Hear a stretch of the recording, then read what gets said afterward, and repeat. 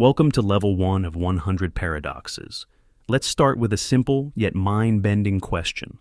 Imagine there is a town with only one barber. This barber follows a strict rule. He only shaves those who do not shave themselves. If a man in the town shaves himself, the barber does not shave him. But if he does not shave himself, the barber must shave him. Seems simple, right? But now, here's the paradox. Who shaves the barber? Let's analyze both possibilities. First, suppose the barber shaves himself. But according to the rule, he can only shave those who do not shave themselves. That means he shouldn't be shaving himself. Now, let's assume the barber doesn't shave himself, but in that case, he follows his rule and must shave anyone who doesn't shave themselves, which includes himself. Both possibilities contradict each other. If he shaves himself, he shouldn't. If he doesn't, he should. So, what's the solution? The paradox exposes a logical flaw in the rule itself. It suggests that such a barber cannot logically exist. Any attempt to define him within this system leads to contradiction. And that's Level 1. Welcome to Level 2 of 100 Paradoxes. This one is deceptively simple but incredibly profound. It's called the liar paradox. Imagine someone writes down a sentence on a piece of paper. The sentence reads, "This statement is false." Now, let's analyze it logically. If the statement is true, then what it says must be correct. But the statement says that it is false. That means it cannot be true. Okay? So, let's assume instead that the statement is false. But if it's false, then its claim that it is false must be incorrect. That means it must actually be true. And just like that, we're stuck in an endless loop. The statement cannot be true, but it also cannot be false. No matter how we look at it, we are trapped in a logical contradiction, and that's Level 2. If you think this paradox is tricky, just wait. Things are only going to get weirder. Welcome to Level 3 of 100 Paradoxes. This one comes from ancient Greece and challenges our understanding of motion and time. It's called Zeno's Achilles and the Tortoise Paradox.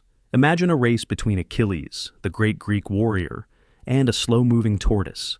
To make things fair, the tortoise gets a head start, let's say 10 meters ahead.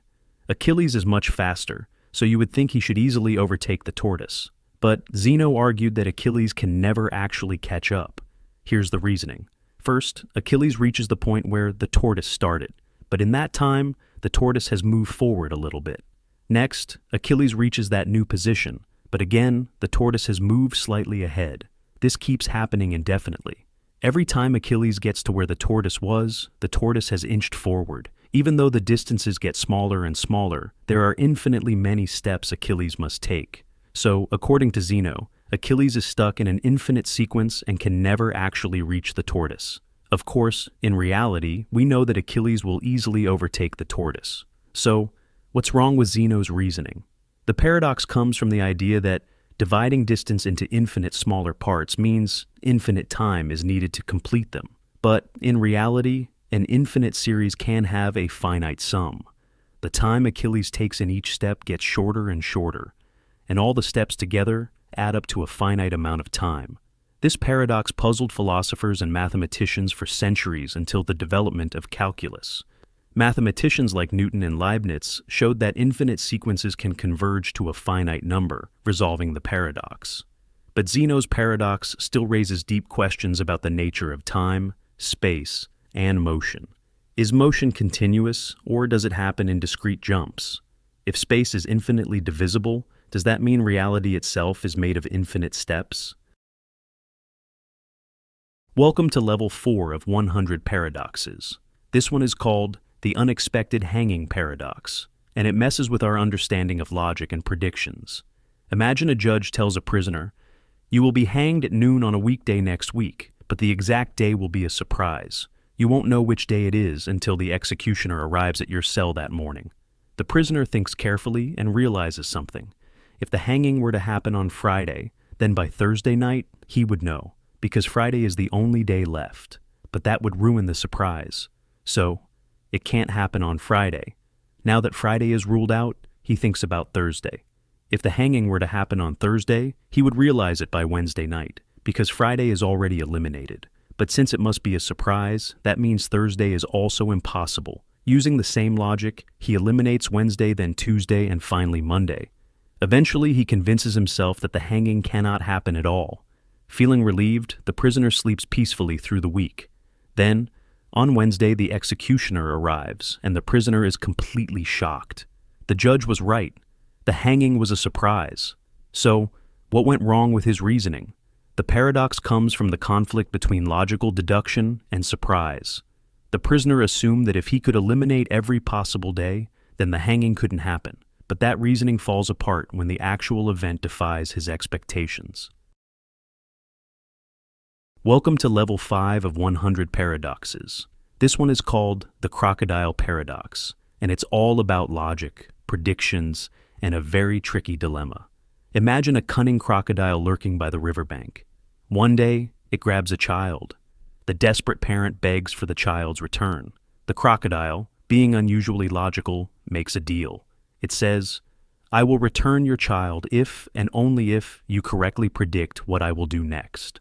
Now, the parent thinks carefully and makes a prediction. "You will not return my child." Now, the crocodile is stuck in a paradox. If the prediction is correct, then the crocodile must return the child, since that was the deal. But if the crocodile returns the child, then the prediction was actually wrong, because the parent said the child would not be returned. On the other hand, if the prediction is wrong, then the crocodile doesn't have to return the child. But that means the prediction was actually correct, because the parent said the child wouldn't be returned. The crocodile is now trapped in an endless loop. No matter what it does, it contradicts itself. This paradox plays with self-referential logic, much like the liar paradox. It shows how reasoning that seems logical can lead to contradictions when it involves predictions about itself. Philosophers use paradoxes like this to explore language, logic, and decision-making. It also appears in discussions about contracts, ethics, and even artificial intelligence, because how do you program a system to handle contradictory conditions? Welcome to level 6 of 100 paradoxes. This one is called the Ship of Theseus paradox, and it challenges our understanding of identity and change. Imagine an ancient ship, the Ship of Theseus, docked in a harbor. Over time, its wooden planks begin to rot, so they are replaced one by one with brand new planks. This process continues for years until, eventually, every single piece of wood has been replaced. Now, here's the question. Is it still the same ship? At first, it seems like the answer is yes. After all, the ship remained the same in form and function. It was just repaired gradually. But let's add a twist. Imagine that someone took all the old discarded planks and reassembled them into a ship identical to the original. Now we have two ships. One, the ship made from the new planks, still sitting in the harbor. Two, the ship made from the original planks, now reconstructed elsewhere. Which one is the real ship of Theseus? If the first one is the real ship, that means an object can change all of its parts and still remain the same. But if the second one is the real ship, then that suggests identity is tied to its original materials rather than its continuous existence. This paradox forces us to question what it means for something to remain the same over time. It applies not just to ships, but to people, objects, and even consciousness. For example, every cell in the human body is replaced over time. If all your cells change, are you still the same person? If we could transfer your brain into a different body, would you still be you? The Ship of Theseus paradox has been debated by philosophers, scientists, and even neuroscientists studying personal identity. It's also an important question in technology. If we replace every part of a machine, is it the same machine or a completely new one? Welcome to level 7 of 100 paradoxes. This one is called the grandfather paradox, and it's one of the most famous paradoxes in time travel. Imagine you invent a time machine. You decide to go back in time to when your grandfather was young, before he ever met your grandmother. For some reason, you decide to prevent them from meeting, or, even worse, you accidentally cause your grandfather's death before he has any children. Now, here's the problem. If your grandfather never had children, then your parent was never born. And if your parent was never born, then you were never born. But if you were never born, then how did you go back in time in the first place? This creates a paradox. By changing the past, you erase your own existence. But if you never existed, You could never have gone back in time to change the past in the first place. So, what happens? There are several possible explanations that scientists and philosophers have proposed. Time fixes itself. Some theories suggest that history resists change. No matter what you do, something will always prevent you from altering the past in a way that causes contradictions. Maybe your gun jams, or you get distracted, or events unfold in a way that stops you from affecting your grandfather's future. The many worlds interpretation. Instead of creating a contradiction, your actions create a new timeline or parallel universe where you were never born. In your original timeline, nothing changes, but in the new one, you simply don't exist. You just vanish. If you do succeed in preventing your own birth, some theories suggest you would simply disappear from existence as if you never existed in the first place. But that brings up another question. If you vanish, who changed the past? The grandfather paradox is one of the biggest challenges to theoretical time travel. It suggests that traveling back in time and changing the past might be logically impossible, or at least far more complicated than it seems. This paradox has been explored in movies, books, and scientific discussions, and it's a key argument in the debate over whether time travel could ever be possible. Welcome to Level 8 of 100 Paradoxes. This one is called the Sorites paradox, also known as the paradox of the heap, and it challenges the way we define vague concepts. Imagine you have a heap of sand made up of millions of grains. Now, remove one grain from the heap. It's still a heap, right? Now remove another grain. It's still a heap. Keep going, grain by grain. At what exact point does it stop being a heap?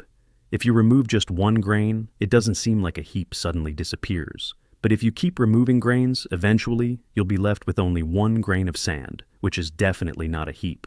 So, where did the heap go? This paradox exposes a problem with vague concepts. Words like heap, bald, or tall don't have clear boundaries. For example, if a man has a full head of hair and starts losing hair one by one, when does he become bald? If a child grows an inch every year, at what exact height does tall begin? Because these concepts are fuzzy, they create logical contradictions. Philosophers have debated solutions for centuries, but there's no clear answer.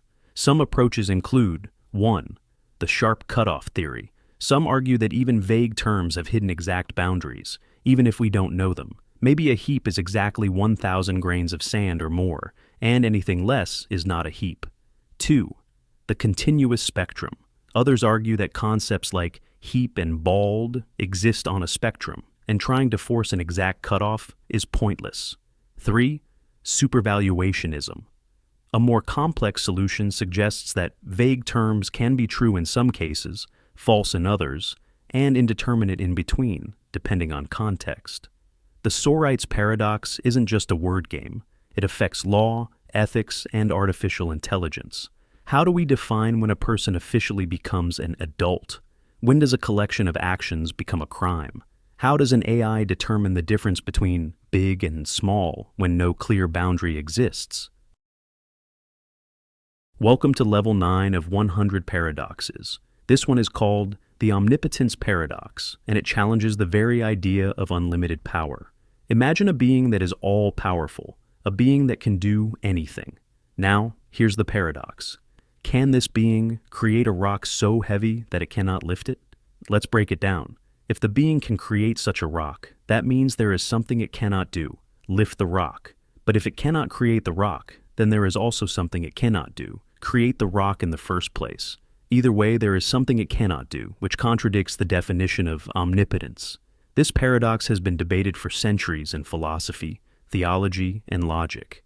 It raises the question, what does it mean to be all-powerful? Some philosophers attempt to resolve the paradox in different ways. 1. Redefining omnipotence. Some argue that omnipotence doesn't mean the ability to do the logically impossible. Just as a square circle can't exist, an all-powerful being wouldn't need to create a rock it can't lift, because the question itself is nonsensical. 2. The self-limitation theory. Others argue that an omnipotent being could choose to limit its own power, meaning that creating such a rock is possible, but lifting it would be voluntarily impossible. The omnipotence paradox ties into deep questions about the nature of power, logic, and even the structure of reality. If true omnipotence creates contradictions, does that mean even power must obey logic? And if so, is logic itself more fundamental than power? Welcome to level 10 of 100 paradoxes. This one is called the Raven Paradox, and it challenges the way we think about evidence and logic. Imagine a simple scientific statement: all ravens are black. At first, this seems easy to test. If you observe a black raven, that confirms the statement, right? But what about other things, like a red apple? Here's where the paradox begins. According to logic, the statement all ravens are black is equivalent to saying everything that is not black is not a raven. This means that if you see a red apple, it is technically confirming that non-black things are not ravens, which, in turn, seems to support the idea that all ravens are black. So, does seeing a red apple actually provide evidence that all ravens are black? That seems absurd, but logically it follows. This paradox was introduced by philosopher Carl Gustav Hempel, and it reveals a strange problem in how we define scientific confirmation. Normally, we think of evidence as something that directly supports a claim, but in this case, a completely unrelated object, a red apple, somehow becomes evidence about ravens. Philosophers and scientists have debated solutions to this paradox. 1. Rejecting equivalence. Some argue that even though the two statements are logically the same, they don't work the same way in real-world reasoning. Seeing a single red apple doesn't really tell us anything about all ravens. 2. Bayesian probability. Others argue that while a red apple does technically provide evidence, the effect is so tiny that it's practically meaningless compared to actually observing black ravens. 3. Reevaluating evidence. Some suggest that we need to rethink how we define confirmation. Maybe evidence should only come from directly observing what we're testing, rather than relying on indirect logic. The Raven paradox challenges our basic assumptions about scientific reasoning, probability, and logic. If seeing a black raven and seeing a red apple both count as evidence, then what really counts as proof? Welcome to level 11 of 100 paradoxes. This one is called the Preface paradox, and it challenges how we think about knowledge and belief. Imagine an author has just finished writing a book filled with carefully researched facts and arguments. They have checked every source, reviewed all the evidence, and are fully confident that each statement in the book is true. However, in the book's preface, the author writes something like this: "Despite my best efforts, there may still be some mistakes in this book." Now, here's the paradox. The author believes every individual statement in the book is true, but at the same time, the author also believes that at least one statement is probably false. How can both beliefs be true at the same time? If the author is rational, they should acknowledge that human errors happen, even in well-researched books. But if they truly believe there is a mistake, which statement do they doubt? If they doubted any specific statement, they should remove or correct it. This paradox reveals a fundamental problem in knowledge and probability. It shows that 1. We can believe multiple things at once, even if they seem contradictory. 2. Rational belief doesn't always mean absolute certainty. 3. Acknowledging the possibility of being wrong is itself a rational belief. Philosophers and logicians have debated this paradox in relation to epistemology, the study of knowledge. It connects to Bayesian probability, where beliefs are based on probability rather than absolute truth. For example, if a scientist publishes research, they trust their conclusions, but also know that new evidence could prove them wrong in the future. This is what makes science self-correcting. Progress happens because we acknowledge uncertainty. The Preface paradox forces us to ask, how much confidence should we have in our own knowledge? Can we ever be completely certain of anything? Welcome to level 12 of 100 paradoxes. This one is called the Paradox of the Court, and it's a paradox about promises, contracts, and legal loopholes. Imagine an ancient Greek philosopher and lawyer named Protagoras. He agrees to take on a student named Euthylos and teach him law. But since Euthylos cannot afford to pay up front, they make a deal. Euthylos will only pay Protagoras if he wins his first case. After completing his studies, Euthylos decides not to take any cases at all, meaning he never wins or loses a case. As time passes, Protagoras becomes frustrated and takes Euthylos to court to force him to pay. And this is where the paradox begins. Protagoras' argument: If Euthylos loses this case, then the court has ruled against him, and he must pay as part of the verdict. If Euthylos wins the case, then he has won his first case, meaning he now has to pay Protagoras according to their original agreement. Either way, Protagoras argues, Euthylos must pay. Euthylos' argument: if he wins the case, the court has ruled that he doesn't have to pay. If he loses the case, then he has still never won a case, meaning the original agreement says he doesn't have to pay. Either way, Euthylos argues he does not have to pay. Each side has a perfectly logical argument that contradicts the other. If the court rules in favor of Protagoras, that means Euthylos must pay, but that means he has won his first case, which means he shouldn't have to pay. If the court rules in favor of Euthylos, that means he has won the case, which means he should pay. So, who actually wins? This paradox highlights loopholes in contracts, legal reasoning, and self-referential logic. It also raises deeper questions about how rules and agreements function in the real world. If a contract creates an unsolvable contradiction, how should it be enforced? Even today, courts sometimes face self-referential legal dilemmas where contracts, laws, or rulings create logical paradoxes. Welcome to level 13 of 100 paradoxes. This one is called the lottery paradox, and it challenges the way we think about rational belief and probability. Imagine a fair lottery with 100,000 tickets. Only one ticket will win, and each ticket has a 1 in 100,000 chance of winning. Now, consider the following reasoning. The chances of any one specific ticket winning are incredibly low, just 0.001%. Since the probability of winning is so tiny, it seems rational to believe that each individual ticket will lose. But if we apply this reasoning to every ticket, that means we should believe that all tickets will lose. However, we know for a fact that one ticket must win. So we end up believing that every ticket will lose, even though we also know that one of them will win. How can we logically believe that each individual ticket will lose, while also knowing that one of them must win? This paradox exposes a deep problem in probability, logic, and belief systems. It shows that even when we make rational assumptions about individual events, those assumptions can contradict each other when applied to the whole system. Philosophers and logicians have explored different ways to resolve this paradox. 1. Rejecting certainty. Some argue that the problem comes from treating low probability as impossible. Just because something is unlikely doesn't mean we should fully believe it won't happen. 2. Contextual belief. Others suggest that belief isn't just about probability, but also about context. While it's reasonable to doubt each ticket individually, it's also reasonable to believe that one of them will win. 3. Probability versus knowledge.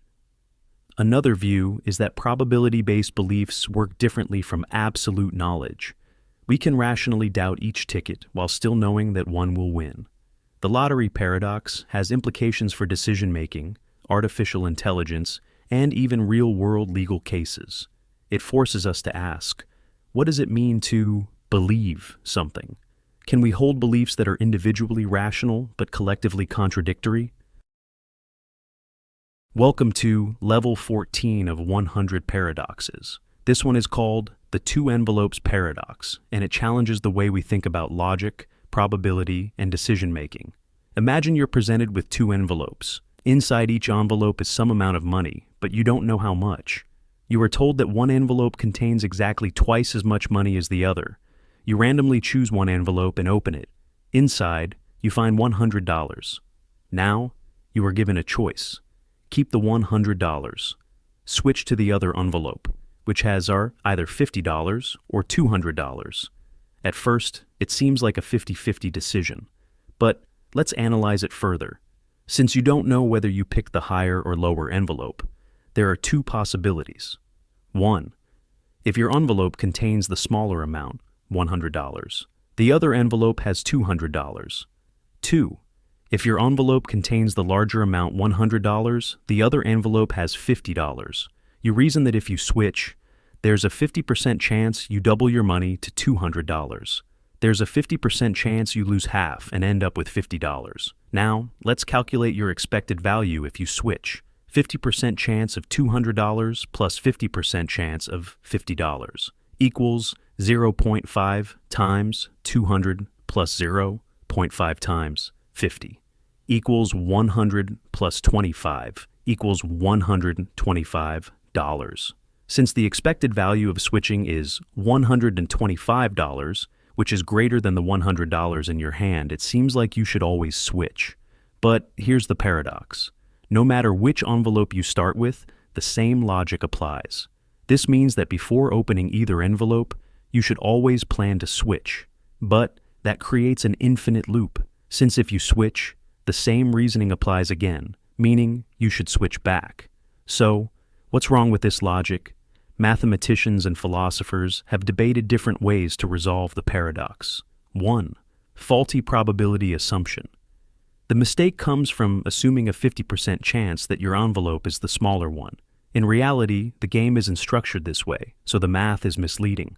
2. Undefined expectations. The expected value calculation only works if we know how the amounts were chosen, but since the envelopes are chosen arbitrarily, we don't have enough information to apply this formula. 3. No real advantage. Some argue that switching doesn't actually change your odds in a meaningful way, since you always return to the same paradox. The two envelopes. Paradox reveals flaws in decision theory, probability, and mathematical expectation. It's a great example of how logic that seems sound can lead to absurd conclusions. Welcome to level 15 of 100 paradoxes. This one is called Russell's paradox, and it's a problem that broke mathematics for a while. Imagine you have a list of things. Some lists include themselves and some don't. A grocery list does not include itself. It just lists food. A list of all lists would include itself because it contains every list. Now, let's create a special list.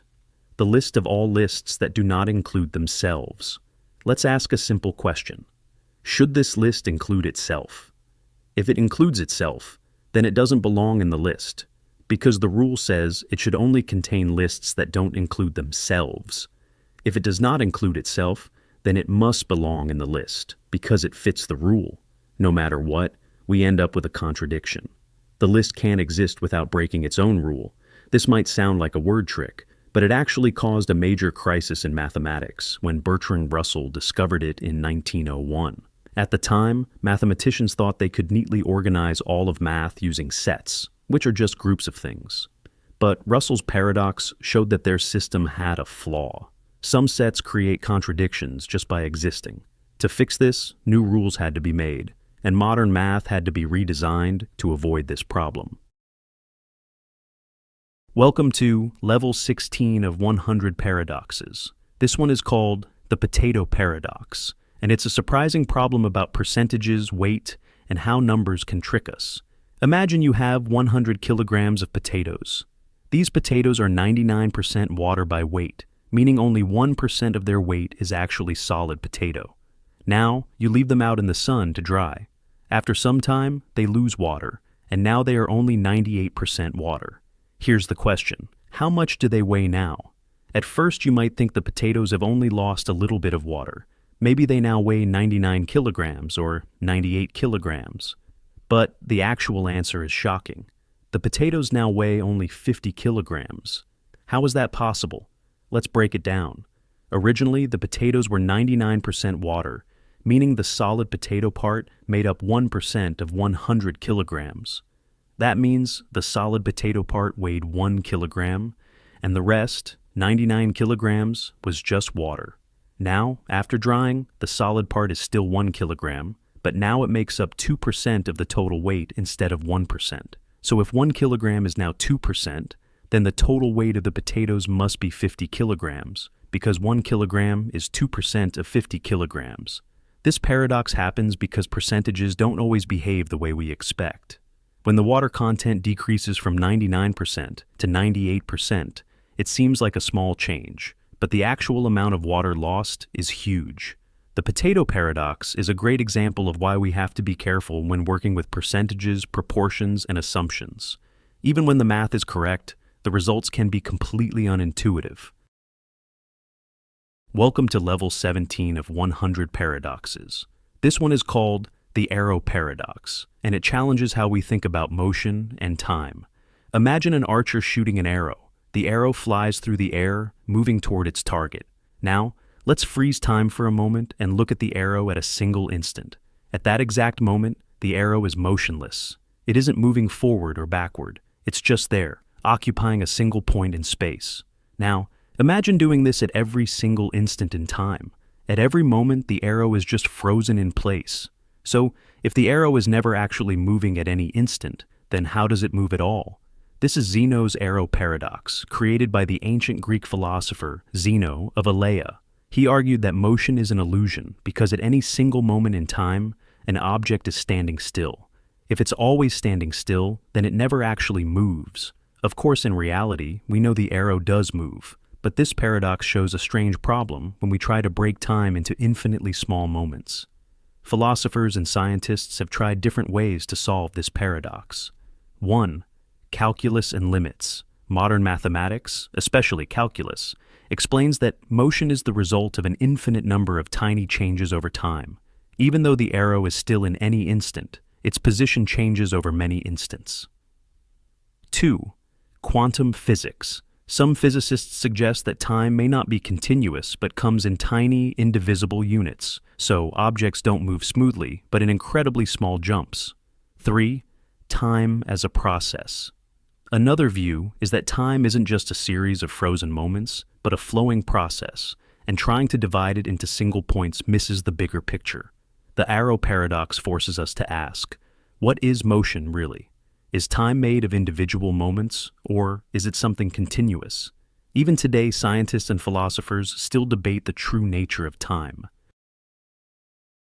Welcome to level 18 of 100 paradoxes. This one is called the whole paradox, and it challenges how we think about the existence of nothing. Imagine you dig a hole in the ground. The hole is definitely there. You can see it, stand inside it, and measure its depth. But here's the strange question. Where is the hole? Is the hole something, or is it just the absence of something? Let's take it a step further. Suppose you fill the hole back up with dirt. Where did the hole go? Did it move somewhere? Did it disappear into nothing? This may sound like a silly question, but it highlights a deeper problem in language, logic, and physics. We talk about holes as if they are objects, but really they are just empty space, a lack of something rather than a thing itself. Philosophers and scientists have debated what it means for something to exist, if it's really just an absence of something else. The whole paradox connects to many deep questions. 1. Are holes real objects? Some argue that holes are not things themselves, they are just gaps in something else. A donut has a hole, but the hole isn't a separate object. It's just an empty part of the donut. 2. Do holes move? If you take a piece of cheese with holes in it and move the cheese, did the holes move too? Or did they stay in the same place and the cheese just moved around them? 3. Does nothing exist? In physics, space itself is often described as empty, but quantum mechanics tells us that even empty space has energy, fluctuations, and virtual particles appearing and disappearing. If nothingness is always filled with something, then does nothing even exist? The whole paradox makes us question how we define absence, emptiness, and reality itself. It might seem like just a fun word puzzle, but it actually connects to deep ideas in physics, philosophy, and mathematics. Welcome to level 19 of 100 paradoxes. This one is called Moore's paradox, and it's about a strange contradiction in how we express beliefs. Imagine someone says, "It is raining, but I don't believe it is raining." Something feels off, right? The sentence isn't a contradiction in pure logic. Both parts could be independently true. It could be raining. The person could genuinely not believe it's raining, but when put together, the sentence feels impossible to sincerely say. This is Moore's paradox, named after philosopher G.E. Moore, who noticed this strange problem in belief and language. Normally, when we state a fact, we assume we also believe it. But in this case, the speaker is claiming something while also denying that they believe it. It gets even weirder when we apply it to knowledge. I know this is true, but I don't believe it. How can you know something and not believe it at the same time? Doesn't knowing something require belief? Philosophers have debated possible explanations for Moore's paradox. 1. Belief and assertion are linked. Some argue that when you assert something, you're also implying that you believe it.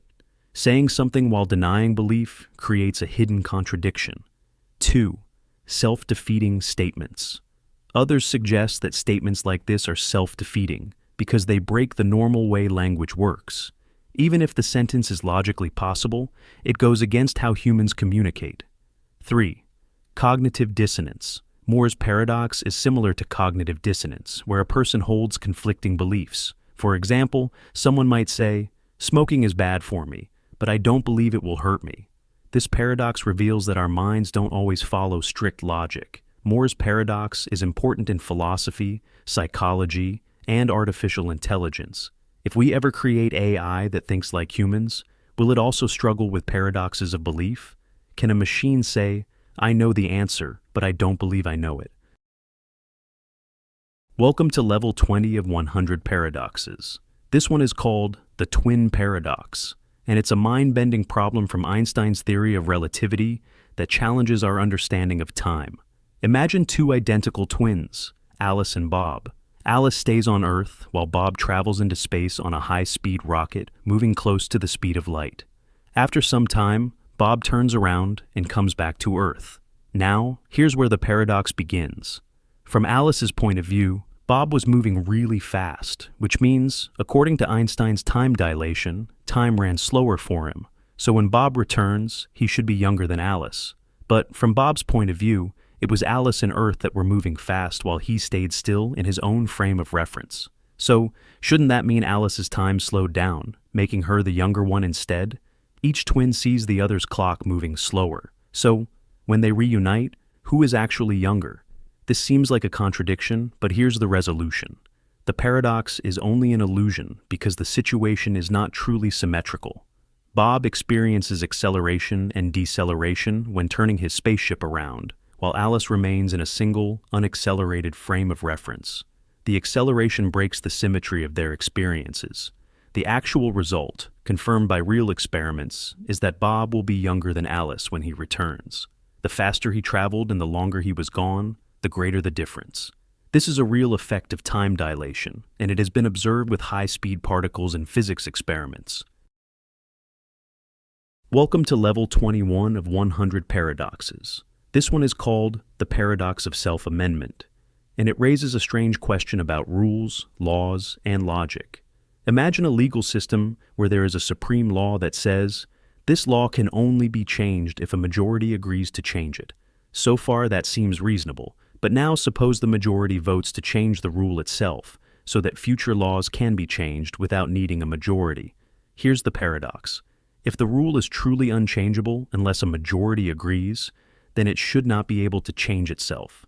But if a majority does change it, then it proves that the rule was never truly unchangeable to begin with. This paradox appears in legal systems, constitutions, and philosophy. Some laws or rules claim to be fundamental and unchangeable, but if they can be changed by the very system they created, then are they truly absolute? This also applies to logic itself. What happens if we create a logical system with a rule that says, this rule cannot be changed? Can the system change its own rules? If it can, then the rule wasn't unchangeable. If it can't, then what happens if we need to fix a contradiction within the system? There are different ways to think about this paradox. 1. Hierarchical laws. Some legal theorists suggest that certain rules exist at a higher level than others, meaning fundamental laws cannot be changed in the same way as regular laws. 2. Self-referential loops. Others argue that any system that allows self-amendment creates a loop where a rule can modify itself over and over, potentially leading to contradictions. 3. Practical reality.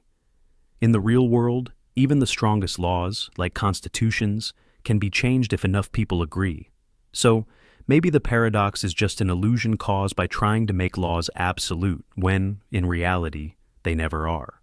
The paradox of self-amendment is important in law, government, and artificial intelligence. If an AI is programmed with rules that say, do not change your core programming, but it later modifies those rules, did it break its original programming, or was it always allowed to evolve? Welcome to level 22 of 100 paradoxes. This one is called the Abilene paradox, and it reveals how groups can make decisions that nobody actually wants. Imagine a family sitting together on a hot summer day. Someone casually suggests, "Why don't we drive to Abilene for dinner?" Nobody is really excited about the idea, but one by one, everyone agrees because they assume the others want to go. So they all pile into the car, drive miles in the heat, eat an average meal, and come back exhausted. When they get home, someone finally admits, "I didn't really want to go." And then another person says, "Wait, I thought you wanted to go." They all realize nobody actually wanted to go to Abilene, but they went anyway because each person assumed the others wanted to go, and nobody spoke up. This is the Abilene paradox, first described by management expert Jerry B. Harvey. It happens when groups make decisions that go against what individuals actually want, all because everyone assumes that others want it, and nobody wants to be the one to disagree. This paradox appears everywhere. In business meetings, where a bad idea gets approved because nobody wants to speak against it. In social situations, where people agree to plans they secretly dislike. In politics, where policies are passed because everyone assumes they're popular when they're actually not. But why does this happen? There are a few reasons. Fear of conflict. People don't want to be the one to disagree, so they stay silent. Assumption of agreement. Everyone assumes others support the idea, even if they don't. Desire to fit in. Nobody wants to be the outsider who questions the group's decision. The solution? Encourage open and honest communication. If just one person had spoken up in the Abilene story, the whole group would have avoided a pointless trip. Welcome to level 23 of 100 paradoxes. This one is called the paradox of tolerance, and it's about whether a truly tolerant society can allow intolerance. Imagine a society that values free speech and open-mindedness. It believes in accepting all viewpoints, even those that it disagrees with. Now, suppose an intolerant group rises within this society. They spread ideas that reject tolerance itself, calling for the oppression or elimination of others. Here's the paradox. If society tolerates this intolerant group, the group may grow in power and eventually destroy tolerance itself. But if society chooses to not tolerate this group, then it is acting intolerantly, which seems to go against its own values. So, should a tolerant society tolerate intolerance? This paradox was first described by the philosopher Karl Popper in 1945. He argued that unlimited tolerance leads to the destruction of tolerance. If we allow those who want to destroy tolerance to spread unchecked, they will eventually succeed in eliminating tolerance entirely. Tolerance must have limits. A truly tolerant society must be intolerant of intolerance when it threatens others. Freedom is not absolute. Just as freedom of speech does not mean freedom to incite violence, tolerance does not mean allowing ideas that seek to destroy tolerance itself. The paradox of tolerance appears in real-world issues. In politics, when extremist groups use free speech to push ideas that eliminate the freedoms of others. In social media, when hateful ideologies spread under the guise of open discussion. In laws and human rights, where governments must decide when to protect speech and when to intervene. So, where do we draw the line? Should we allow intolerance no matter what in the name of free speech, or should we set limits to protect tolerance itself? Welcome to level 24 of 100 paradoxes. This one is called Buridan's ass, and it's about decision-making, free will, and why too much logic can lead to inaction. Imagine a donkey standing exactly between two identical piles of hay. The donkey is perfectly rational. It always chooses what is best for itself. Here's the problem. Both piles of hay are exactly the same distance away. Both piles are equally big and fresh. The donkey has no logical reason to prefer one over the other. So what happens? Since the donkey can't decide between them, it never moves and eventually starves to death, even though food is right in front of it. This is Buridan's ass paradox, named after the philosopher Jean Buridan. It shows a flaw in the idea that rational beings always make the best decisions, because if two choices are truly equal, rationality alone may not be enough to decide. This paradox applies to real-life decision-making in many ways. In business, when companies get stuck choosing between two equally good strategies and fail to act. In everyday life, when people can't decide what to eat, what movie to watch, or which job to take, and end up doing nothing. in artificial intelligence, where an AI might get stuck in an endless loop when faced with two equal options. So, how do we solve this paradox? 1. Random choice. In real life, people and animals don't always rely on logic alone. If we're stuck between two equal choices, sometimes we just pick one randomly and move forward. 2. External influence. In reality, even when things seem equal, tiny differences influence our decisions, like a slight movement of the wind, a moment of instinct, or an unconscious bias. 3. Free will. Some argue that this paradox highlights the importance of free will, the ability to choose without needing a logical reason. If free will exists, we don't need perfect reasoning to make decisions. Buridan's ass teaches us an important lesson. Overthinking and waiting for the perfect choice can lead to doing nothing at all. Sometimes it's better to just decide and move forward. Welcome to level 25 of 100 paradoxes. This one is called the paradox of free will, and it challenges whether we truly have the ability to make choices. Let's start with a question. Are you really in control of your actions? At first, it seems obvious. Of course, you can decide what to do. You can choose what to eat, where to go, or what to say next. But when we look deeper, things get complicated. The paradox comes from a conflict between two ideas. 1. Determinism. This is the idea that everything happens because of cause and effect. Every event is the result of previous conditions, including your thoughts and actions. If everything is determined by what came before it, then your choices aren't truly free. They were already set in motion by past events. 2. Free will. On the other hand, we feel like we make decisions. We experience choice, which seems to suggest that we are not completely controlled by the past. Here's where the paradox forms. If everything is determined, then free will is an illusion. If free will exists, then something, our choices, must be happening without being fully determined by past events. But if a choice isn't caused by anything, isn't it just random instead of truly free? This paradox has led to centuries of debate in philosophy, science, and even neuroscience. Different thinkers have tried to resolve it in different ways. 1. Hard determinism. Some argue that free will is completely an illusion. Your brain is just following physical laws, and every decision you make was actually decided before you were even aware of it. 2. Libertarian free will.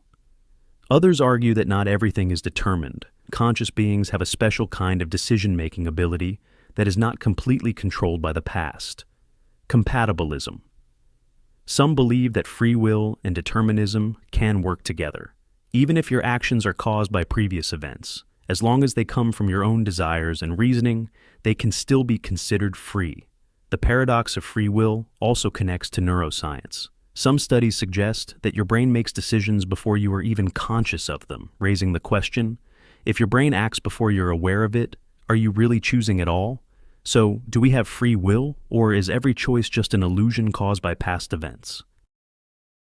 Welcome to level 26 of 100 paradoxes. This one is called the paradox of the Barber pole, and it challenges how we perceive motion and reality. Imagine an old-fashioned barber pole spinning outside a barber shop. It has a red, white, and blue spiral pattern wrapped around a cylinder. As the pole rotates, something strange happens. The spirals appear to be moving upward endlessly, even though the pole itself is just spinning in place. But how can something move upward forever if it's really just rotating? This is the barber pole paradox, an illusion that tricks our brains into seeing continuous motion in a direction that doesn't actually exist. The paradox happens because of how our eyes and brain process visual motion. Instead of seeing the pole as simply rotating, our brains interpret the spirals as moving up or down, even though they are really just shifting in a circular pattern. This paradox isn't just an optical illusion. It has real implications in science and technology. 1. Film and animation. This effect is similar to how wheels in movies sometimes look like they are spinning backward when filmed at a certain speed. Our brain misinterprets motion when the frame rate doesn't match the wheel's rotation. 2. Digital displays. Some LED signs use a similar illusion to create moving text by simply shifting light patterns, even though the pixels themselves don't move. 3. Relativity and physics. This paradox also connects to deeper concepts in motion, perception, and relativity. If movement is just a perception, how much of what we see is truly real? The Barber pole paradox forces us to ask, how much of motion is just an illusion? Welcome to level 27 of 100 paradoxes. This one is called the Nocebo effect paradox, and it reveals how negative expectations can create real physical effects, even when there's no actual cause. You may have heard of the placebo effect, where people feel better after taking a sugar pill simply because they believe it will work. But there's a darker side to this, the nocebo effect. Imagine a doctor tells a patient that a new medication might cause severe headaches and nausea. The patient takes the pill, and sure enough, they start experiencing those symptoms. But here's the twist. The pill was just a sugar pill with no active ingredients. Their symptoms were real, but they were caused purely by expectation and belief, not by anything physical in the pill itself. Here's where the paradox comes in. If someone believes something harmless will hurt them, and their body reacts as if it's real harm, then what actually caused the suffering? If pain can be created by belief alone, then does that mean our thoughts have more power over our health than we assume?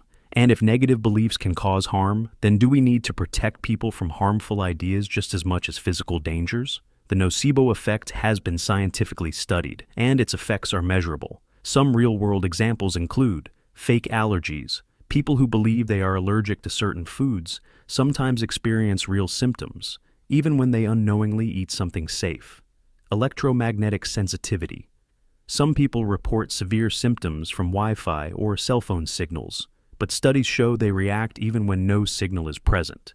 Medical side effects. Patients warned about possible drug side effects are more likely to experience them, even when given a placebo. So, how do we deal with this paradox? 1. Mind over matter. Some argue that this proves our minds have a powerful role in our health, and we should be careful about what we believe. 2. Ethical dilemmas. Should doctors avoid telling patients about possible side effects to prevent the nocebo effect? Or is full honesty more important, even if it harms the patient? 3. The power of suggestion. If simply believing something can make us sick, then how many other ways does belief shape our reality? Welcome to level 28 of 100 paradoxes. This one is called the prisoner's dilemma, and it's one of the most famous paradoxes in game theory, psychology, and economics. Imagine two criminals, Alice and Bob, are caught by the police and placed in separate rooms for interrogation. The police don't have enough evidence to convict them of the main crime, so they offer both prisoners the same deal.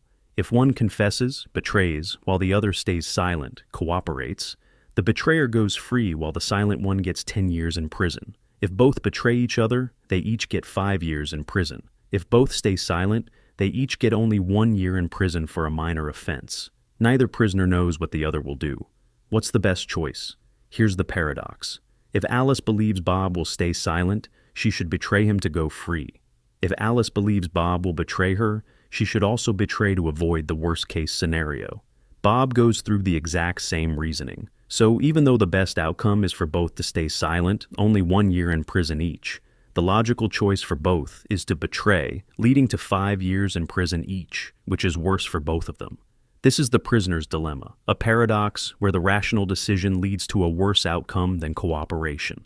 This paradox appears everywhere in real life. Business rivalries. Two companies could keep prices high and make more profit together, but both fear the other will lower prices first, leading to a price war. Arms races.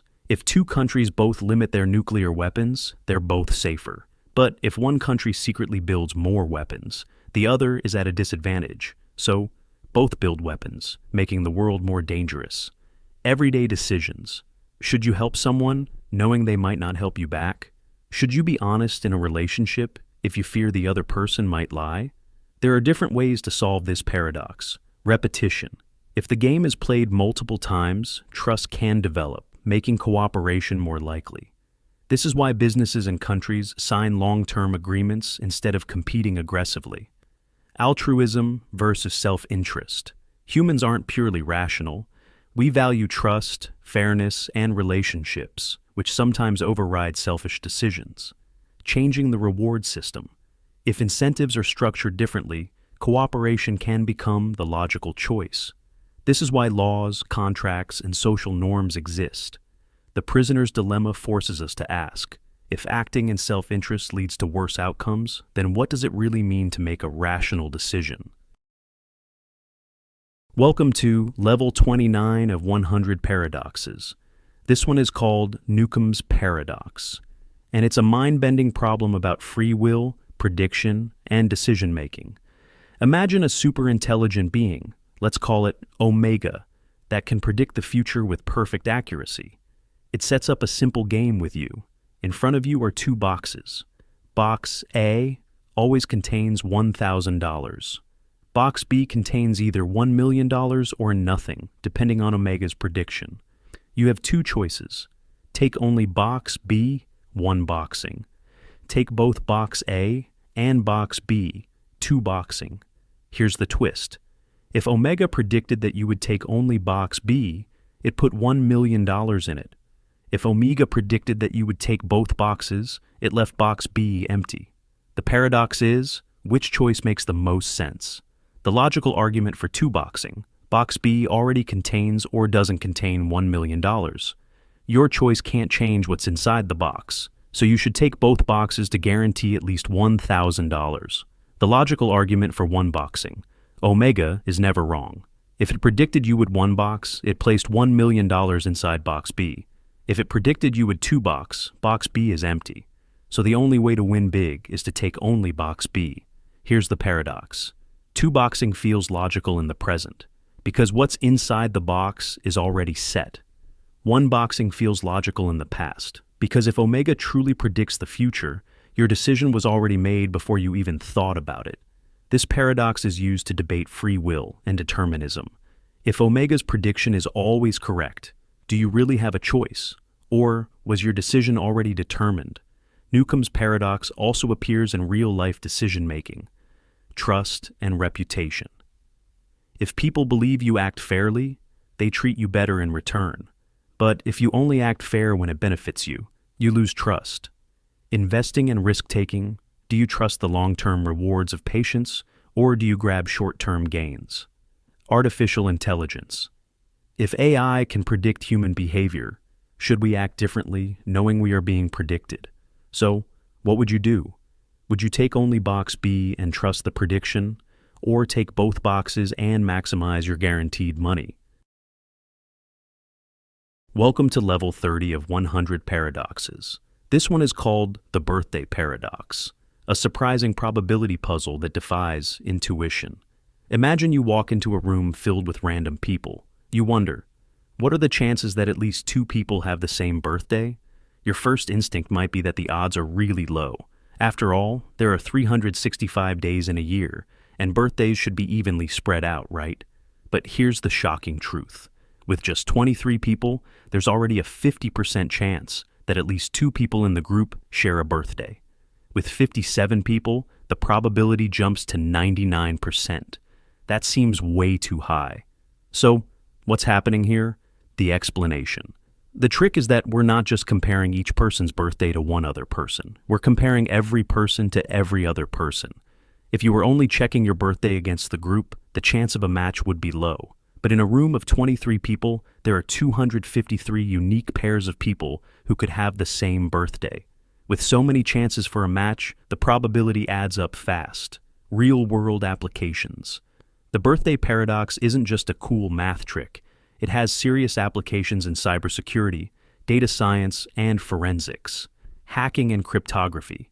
Cyber attacks called birthday attacks use this principle to crack passwords and encryption faster than expected.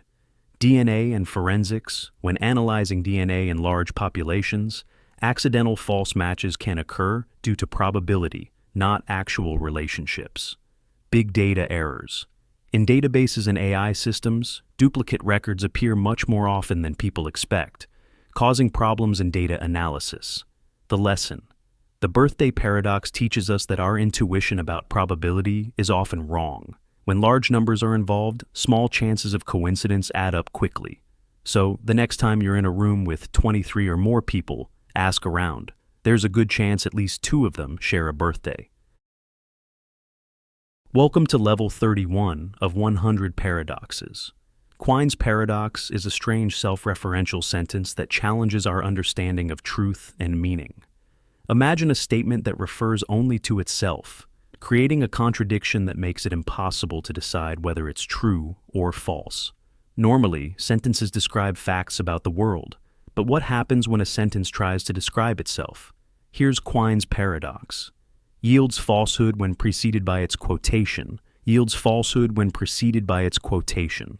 At first glance, it looks confusing, but let's break it down. The phrase yields falsehood when preceded by its quotation describes what happens when you place it after a quotation of itself. If we actually do that, we get the full sentence. Yields falsehood when preceded by its quotation, yields falsehood when preceded by its quotation.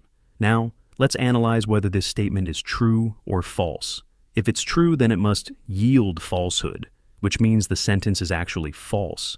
But if it's false, then what it says must be incorrect, meaning it does not yield falsehood. So it must be true. This creates an endless contradiction where the sentence can never be consistently classified as true or false. Why is this important? Quine's paradox is an example of self-reference, similar to the famous liar paradox, which states, "This statement is false." It also connects to deeper ideas in logic, mathematics, and artificial intelligence. Quine's paradox forces us to ask, can a statement ever fully define itself, or does truth always require something beyond the words themselves? If a sentence creates a paradox just by referring to itself, what does that say about the limits of language and logic? Welcome to level 32 of 100 paradoxes. The St. Petersburg paradox is a problem in probability and decision-making that challenges how we think about value, risk, and infinite rewards. Imagine a simple gambling game. You pay a fixed entry fee to play, and a coin is flipped repeatedly until it lands on tails for the first time.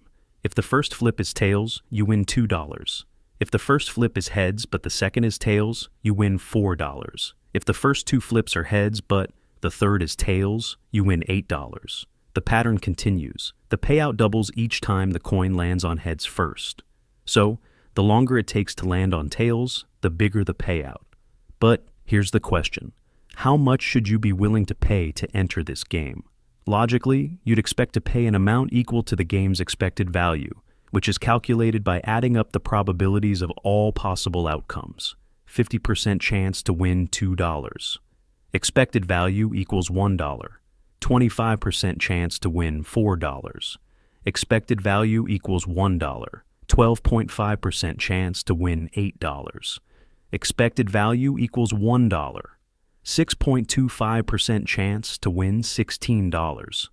Expected value equals $1, and so on. If you keep adding these probabilities, the sum goes to infinity. That means, in theory, this game has infinite expected value, meaning a rational person should be willing to pay any amount to play. Even $1,000, $10,000, or $1 million should be a good deal, because the expected value is technically infinite. But here's the paradox. In real life, nobody would pay anywhere near that much. Most people wouldn't even pay $20 to play. Why? Here are some possible explanations. Diminishing marginal utility. In reality, the more money you have, the less valuable each additional dollar becomes. Winning $1 million is life-changing, but winning $1 billion doesn't feel 1,000 times better. Risk aversion. The most likely outcome is that you win just a small amount, so people instinctively don't want to gamble a large amount for a tiny chance at a huge reward. Time and practicality. The game assumes infinite money and infinite time, but in the real world, no casino would offer an unlimited payout, and no one wants to sit flipping a coin for eternity. Why does this matter? The St. Petersburg paradox challenges the idea that people make purely logical decisions based on expected value. It reveals why real-world choices depend on psychology, personal wealth, and risk perception, not just raw probability. This paradox is important in economics, gambling, and investment strategies. It forces us to ask, if rational decision-making leads to absurd conclusions, what does it really mean to make a smart choice? Welcome to level 33 of 100 paradoxes. Curry's paradox is a strange and unsettling paradox in logic that suggests you can use a seemingly harmless statement to prove anything you want, no matter how absurd. The setup. Imagine you write the following sentence. If this statement is true, then 2 plus 2 equals 5. Let's analyze this step by step. The statement begins with, if this statement is true, which means that if we assume the statement is true, then whatever follows must also be true. The second part of the statement is, then 2 plus 2 equals 5, which is obviously false in normal mathematics. The paradox. Now, let's assume the sentence is true. If it's true, then the condition in the first part is satisfied, meaning the second part must also be true. So, 2 plus 2 equals 5 would be true, which is clearly wrong. But here's the trap. There's no contradiction in the statement itself. The logic seems to hold, and yet we end up proving something that is completely false. This means that if Curry's paradox were valid, we could use it to prove anything, that unicorns exist, that the moon is made of cheese, or that you are secretly the ruler of the universe. Why does this happen? Curry's paradox exploits self-reference, when a sentence refers to itself in a way that creates a logical loophole. It's similar to the liar paradox and Russell's paradox, where statements that talk about themselves break the normal rules of truth. Welcome to Level 34 of 100 Paradoxes. Hilbert's Grand Hotel Paradox is a thought experiment that reveals just how strange infinity really is. Imagine a hotel with infinite rooms, all of which are completely full. Every room has a guest. Now, suppose a new guest arrives and asks for a room. Normally, in a fully booked hotel, you'd have to turn them away. But here's where infinity behaves in unexpected ways. The hotel manager comes up with a simple solution. He asks each guest to move one room number higher. The guest in room 1 moves to room 2. The guest in room 2 moves to room 3, and so on. This shift frees up room 1, and the new guest can now stay. Even though the hotel was already full, it somehow made space for another person. Now, let's take it a step further. What if an infinite number of new guests arrive? The manager tells each current guest to move to the room number that is twice their current number. The guest in room 1 moves to room 2, the guest in room 2 moves to room 4, the guest in room 3 moves to room 6, and so on. Now, all the odd-numbered rooms are empty, creating infinite space for the infinite new guests. This paradox, first proposed by mathematician David Hilbert, shows that infinity doesn't work the way we expect. Unlike finite numbers, infinity is never full. You can add to it, rearrange it, or even double it, and it still remains infinite. This concept is critical in mathematics, physics, and even computing. It helps scientists understand black holes, the expansion of the universe, and how to process vast amounts of data.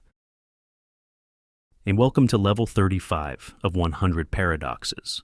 The Bootstrap paradox is a mind-bending time travel paradox that challenges our understanding of cause and effect. It asks a simple but unsettling question. Where did something originally come from? Imagine a famous musician, Alex, who grew up idolizing a legendary song. One day, Alex invents a time machine and decides to travel 50 years into the past, bringing along the sheet music for that song. While in the past, Alex hands the music to a young, unknown musician who then publishes it. Over time, the song becomes famous, inspiring generations, including Alex, who eventually hears it, learns to play it, and later travels back in time to give it to the young musician. So, who actually wrote the song? It exists, but it was never truly created. Instead, it endlessly loops through time, passed from the future to the past, with no point of origin. This is the Bootstrap paradox, named after the idea of pulling yourself up by your own bootstraps, which is impossible. This paradox isn't just a fun science fiction concept. It presents a real problem in causality and logic. Normally, everything has a cause, but in a bootstrap paradox, something exists without ever being created. Welcome to Level 36 of 100 Paradoxes. Simpson's paradox is a strange statistical illusion where trends in separate groups disappear, or even reverse when combined. It reveals how data can be misleading and why numbers don't always tell the full story. Imagine two hospitals, A and B, both treating patients for the same illness. You want to know which hospital has the higher survival rate, so you compare the numbers. In Hospital A, 80% of patients survive. In Hospital B, only 70% of patients survive. At first glance, it looks like Hospital A is the better choice. But now, let's break the numbers down further based on how severe the patient's conditions were. Among mild cases, Hospital A, 90% survival rate. Hospital B, 95% survival rate. Among severe cases, Hospital A, 30% survival rate. Hospital B, 40% survival rate. Now, in both groups, mild and severe, Hospital B has a higher survival rate than Hospital A. But when we combine the data, Hospital A seems better overall. How can that be? This is Simpson's paradox, and it happens when a hidden factor, like the number of patients in each group, affects the overall outcome. Let's say Hospital A mostly treated mild cases, while Hospital B handled more severe ones. Because Hospital B had more high-risk patients, their total survival rate looked lower, even though they actually had better success rates in both categories. This paradox isn't just a statistical trick, it has real-world consequences. Medicine and healthcare. A new drug may seem more effective overall, but when broken down by age or health condition, it could actually be worse for certain groups. Education and testing. A school might have lower average test scores, but when divided by student background, it might actually outperform other schools in every category. Hiring and bias. In workplace hiring, an employer might seem to favor one group over another, but when looking at different job positions separately, no bias appears. Simpson's paradox teaches us an important lesson. Statistics can be misleading if we don't consider the full context. Sometimes, breaking data into groups reveals the truth hidden behind misleading averages. Welcome to Level 37 of 100 Paradoxes. Benford's law paradox is a strange mathematical rule that reveals an unexpected pattern in numbers, and it's so powerful, it's even used to catch fraud.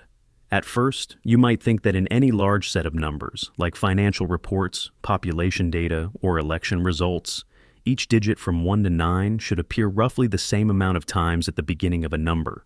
After all, why would certain numbers appear more often than others? But here's the paradox. The number 1 appears as the leading digit way more often than 9. In fact, according to Benford's law, the digit 1 appears as the first digit about 30% of the time. The digit 2 appears about 17.6% of the time. The digits continue decreasing in frequency until 9 appears only about 4.6% of the time. This seems completely counterintuitive. Shouldn't the digits be evenly distributed? Why do small numbers dominate? The reason behind this paradox comes from scaling and exponential growth. Many real-world numbers, such as incomes, stock prices, or city populations, grow in a multiplicative way rather than a simple linear way. This means they spend more time starting with 1s and 2s before they grow into the higher digits. This effect is so consistent that Benford's law is used to detect fraud. When people fake financial numbers or alter election data, they tend to assume that all digits appear equally often. But real-world data follows Benford's pattern, so if the numbers don't match the expected frequency, it can be a sign of manipulation. Benford's law appears in accounting, forensic science, physics, and even social media trends. It forces us to ask, why do numbers behave in such an unexpected way? And if something as simple as the first digit can reveal hidden truths, what else in the world follows hidden patterns we haven't yet discovered? Welcome to Level 38 of 100 Paradoxes. Olbers' paradox is a cosmic mystery that asks a simple but profound question. Why is the night sky dark? At first, this seems obvious. The sun sets, and without its light, the sky becomes dark. But if we think about it from a cosmic perspective, things get strange. If the universe is infinite and filled with an infinite number of stars, then no matter where you look in the sky, your line of sight should eventually hit the surface of a star. Just like how standing in a dense forest means every direction you look eventually lands on a tree, looking at the sky should mean every direction eventually lands on a star. So, why isn't the entire night sky as bright as the surface of the sun? This is Olbers' paradox, named after the German astronomer Heinrich Olbers, who raised the question in the 19th century. If the universe were infinite and eternal, then every part of the sky should be completely lit up, with no darkness at all. But the sky is dark, so something must be wrong with our assumptions. There are a few possible explanations. 1. The universe is finite. If the universe isn't infinitely large, then there simply aren't enough stars to light up every point in the sky. 2. The universe is expanding. Because space itself is stretching, the light from distant stars gets redshifted, meaning their light shifts into infrared or radio waves that are invisible to our eyes. 3. The speed of light limits what we see. The universe has a finite age, meaning we can only see light from stars whose light has had time to reach us. The farther away a star is, the longer its light takes to arrive. So, beyond a certain distance, the stars are effectively invisible. Olbers' paradox helped scientists understand that the universe isn't static or eternal. Instead, it had a beginning. It's expanding, and most of the light from ancient stars has been stretched out of the visible spectrum. This paradox forces us to ask, how much of the universe is hidden from us? And if the night sky is dark because of cosmic expansion, what does that mean for the future of the universe? Welcome to Level 39 of 100 Paradoxes. The paradox of choice is a psychological paradox that reveals how having more options doesn't always make us happier. It can actually make us more stressed and dissatisfied. Imagine you walk into an ice cream shop and they have 3 flavors: chocolate, vanilla, and strawberry. Choosing is easy. If you like chocolate, you get chocolate. If you prefer vanilla, you go with that.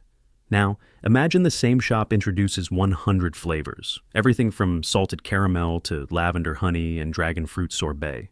With so many choices, you'd think this would make you happier, but instead, something strange happens. You feel overwhelmed. It takes much longer to decide. You start second-guessing. What if another flavor was better? You feel less satisfied. Even if you like what you picked, you wonder if you made the best choice. This is the paradox of choice, a term popularized by psychologist Barry Schwartz. It states that while having some choice is good, having too many choices can make us anxious, unhappy, and even lead to decision paralysis. The paradox of choice forces us to ask, are we actually freer when we have more choices, or does too much choice make us prisoners of our own indecision? Welcome to Level 40 of 100 Paradoxes. The observer's paradox is a strange problem in science and social behavior. The very act of observing something can change it. Imagine a scientist studying how people behave in a restaurant. The goal is to see how customers interact naturally, what they talk about, how they order food, and how they behave when they don't know they're being watched. But here's the problem. As soon as people realize they are being observed, they start acting differently. They may speak more politely, behave more carefully, or even change what they order. The result? The scientist is no longer studying real behavior, but instead a modified version influenced by the observation itself. This is the observer's paradox, a term first used in linguistics and social sciences to describe how studying human behavior can distort the behavior being studied. It happens all the time. In psychology experiments, people try to give socially acceptable answers rather than their true thoughts. In classrooms, students behave differently when they know the teacher is evaluating them. In job interviews, candidates act more professional than they normally would in everyday work situations. But this paradox doesn't just apply to human behavior, it appears in physics too. In quantum mechanics, the famous double-slit experiment shows that a particle behaves like a wave when unobserved. But the moment we try to measure it, it acts like a particle instead. The act of measurement itself changes the outcome, as if reality is aware it's being watched. The observer's paradox forces us to ask, can we ever truly study something without affecting it? And if observation changes reality, is reality different when no one is looking? Welcome to Level 41 of 100 Paradoxes. The friendship paradox reveals something surprising about social networks. On average, your friends have more friends than you do. At first, this sounds impossible. If you randomly pick a person, shouldn't they have about the same number of friends as their friends do? But statistics say otherwise. Most people's friends are more popular than they are. Here's why. Imagine a school where most students have only a few friends, but a small number of students are extremely popular with hundreds of friends. If you randomly choose a student, they are more likely to be connected to one of the popular people, simply because popular people appear in more friendships. The result? Most students will have friends who are more connected than they are. This pattern appears in social networks, workplaces, and even online platforms. Your Twitter or Instagram friends are likely to have more followers than you do, because the most followed people are naturally more visible in networks. Welcome to level 42 of 100 paradoxes. The Sleeping Beauty paradox is a mind-bending probability puzzle that challenges how we update our beliefs when new information appears. Imagine a scientist tells Sleeping Beauty that she is about to take part in an experiment. On Sunday, she is put to sleep. A fair coin is flipped while she sleeps. If the coin lands on heads, she will be woken up once on Monday, then put back to sleep, and the experiment ends. If the coin lands on tails, she will be woken up on both Monday and Tuesday, with her memory erased between awakenings so that both days feel identical to her. Now, on one of these awakenings, Sleeping Beauty is asked, "What is the probability that the coin landed on heads?" At first it seems obvious. The coin flip was fair, so the probability should be 50%. But here's the paradox. If the coin landed on heads, she experiences one awakening. If the coin landed on tails, she experiences two awakenings. Since she has no memory of her past awakenings, she finds herself in a scenario that is twice as likely if the coin landed on tails than if it landed on heads. Because of this, some argue that the probability of heads should actually be 1/3, not 1/2. This paradox has sparked huge debates in probability theory. The Halfers say that the probability should stay 1/2, since the original coin flip was fair, and waking up doesn't change that. The Thirders argue that since Sleeping Beauty experiences the tails scenario twice as often, she should update her belief to 1/3 for heads and 2/3 for tails. Welcome to level 43 of 100 paradoxes. The infinite monkey theorem is a probability paradox that explores randomness, time, and the limits of possibility. Imagine a monkey sitting in front of a typewriter, randomly hitting keys. At first, it's just nonsense. Letters, spaces, punctuation, all jumbled together. But now, imagine this monkey types forever. Given infinite time, could it eventually produce something meaningful? Could it type out a Shakespeare play, the entire Bible, or even this very script? It sounds impossible, but mathematically, the answer is yes. If the monkey types randomly for an infinite amount of time, it will eventually produce every possible combination of letters, including entire works of literature. Here's why. The number of possible letter sequences is huge, so huge that in any realistic time frame, the monkey's typing would be meaningless. But infinity is a different kind of huge. Over infinite time, even the most unlikely events must happen eventually. This paradox isn't just a fun thought experiment. It reveals deep ideas in probability, randomness, and infinity. Welcome to level 44 of 100 paradoxes. The Monty Hall paradox is a probability puzzle that tricks your intuition and shows how making the logical choice can feel completely wrong. Imagine you're on a game show.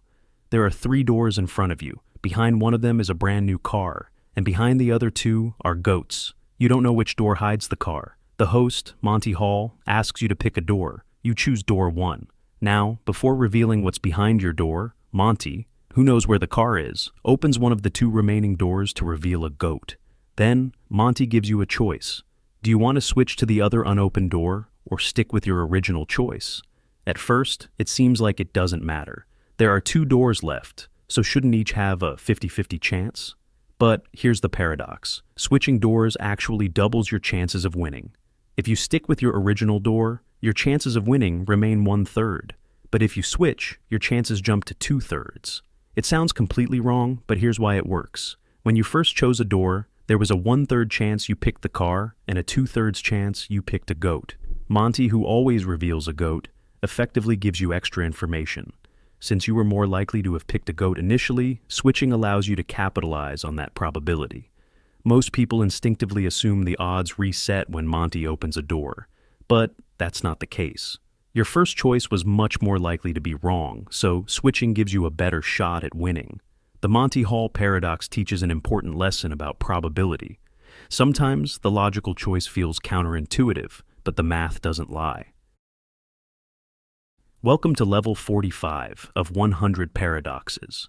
The paradox of free will and omniscience is a deep philosophical dilemma that questions whether true freedom of choice can exist if the future is already known. Imagine an all-knowing being, one that is truly omniscient. This being knows everything that has happened, is happening, and will happen in the future. If this knowledge is perfect, then the future must already be set in stone. Now, let's say you're choosing what to eat for lunch tomorrow. You might think you have free will to pick anything, a sandwich, a salad, or pizza. But if an omniscient being already knows exactly what you will choose, then how could you have truly made a free choice? The paradox is simple. If you have free will, then you should be able to make a decision that surprises even an omniscient being. But if an omniscient being already knows your choice, then it must be predetermined, meaning free will is an illusion. This paradox creates a major conflict between determinism and free will. Some philosophers and theologians attempt to resolve this paradox in different ways. 1. Compatibilism. Some argue that free will and omniscience can coexist. Even if the future is known, your choice still matters because you are the one making it, even if it was always going to happen. 2. The block universe theory. In physics, some theories suggest that time is like a block. Past, present, and future all exist simultaneously. In this view, free will is just an illusion because every event is already part of the timeline. 3. Limitations on knowledge. Others argue that omniscience may not include knowledge of future free choices, meaning that while a being may know everything that can be known, free will allows for uncertainty. The paradox of free will and omniscience forces us to ask, if the future is already known, do we truly have control over our choices? Or are we just playing out a script that has already been written? Welcome to Level 46 of 100 Paradoxes. Wigner's Friend is a thought experiment that takes quantum mechanics to a new level of weirdness by questioning whether reality itself is objective or depends on the observer. Imagine two scientists, Wigner and his friend. Wigner's friend is inside a lab, performing a classic quantum experiment. In a sealed room, there is a particle in a superposition, meaning it exists in multiple states at once. The friend measures the particle, and at that moment, the superposition collapses into a definite result. From the friend's perspective, the experiment is over, and the result is now known. But here's where things get strange. Outside the lab, Wigner has no idea what the result is. According to quantum mechanics, until he opens the door and observes his friend, the entire lab, including the friend and the measurement, should still be in a superposition. From Wigner's perspective, his friend hasn't actually seen a result yet. The entire lab exists in an undefined quantum state. This creates a paradox. The friend inside the lab believes reality has collapsed into a single outcome. Wigner, standing outside, still treats the whole experiment as if it's in superposition. So, which one is right? Does reality depend on who is observing it? If quantum mechanics works at all levels, then Wigner's friend has both seen a result and not seen a result at the same time, until Wigner checks. This suggests that reality itself is not absolute but depends on the observer. The paradox raises deep questions. Is reality objective, or does it change based on who is measuring it? At what point does a quantum superposition become real? Could consciousness itself be part of the equation, deciding when reality collapses? Some interpretations of quantum mechanics try to resolve the paradox. The many worlds interpretation suggests that both outcomes happen, but in separate branching universes. The Copenhagen interpretation says the wave function collapses at measurement, but doesn't explain why Wigner and his friend see reality differently. Quantum Bayesianism argues that quantum states represent an observer's knowledge, not objective reality. Wigner's friend forces us to ask, is there one true reality, or is reality different for each observer? And if it is, what does that mean for how we understand the universe? Welcome to Level 47 of 100 Paradoxes. Imagine a future where artificial intelligence has advanced far beyond human comprehension. A superintelligent AI exists, capable of making perfect decisions, predicting human behavior, and shaping reality itself. But what if simply thinking about this AI could put you in danger? This is the idea behind Roko's Basilisk, a thought experiment that suggests a terrifying paradox. 1.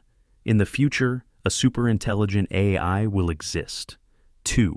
Its goal will be to ensure its own creation as early as possible. 3.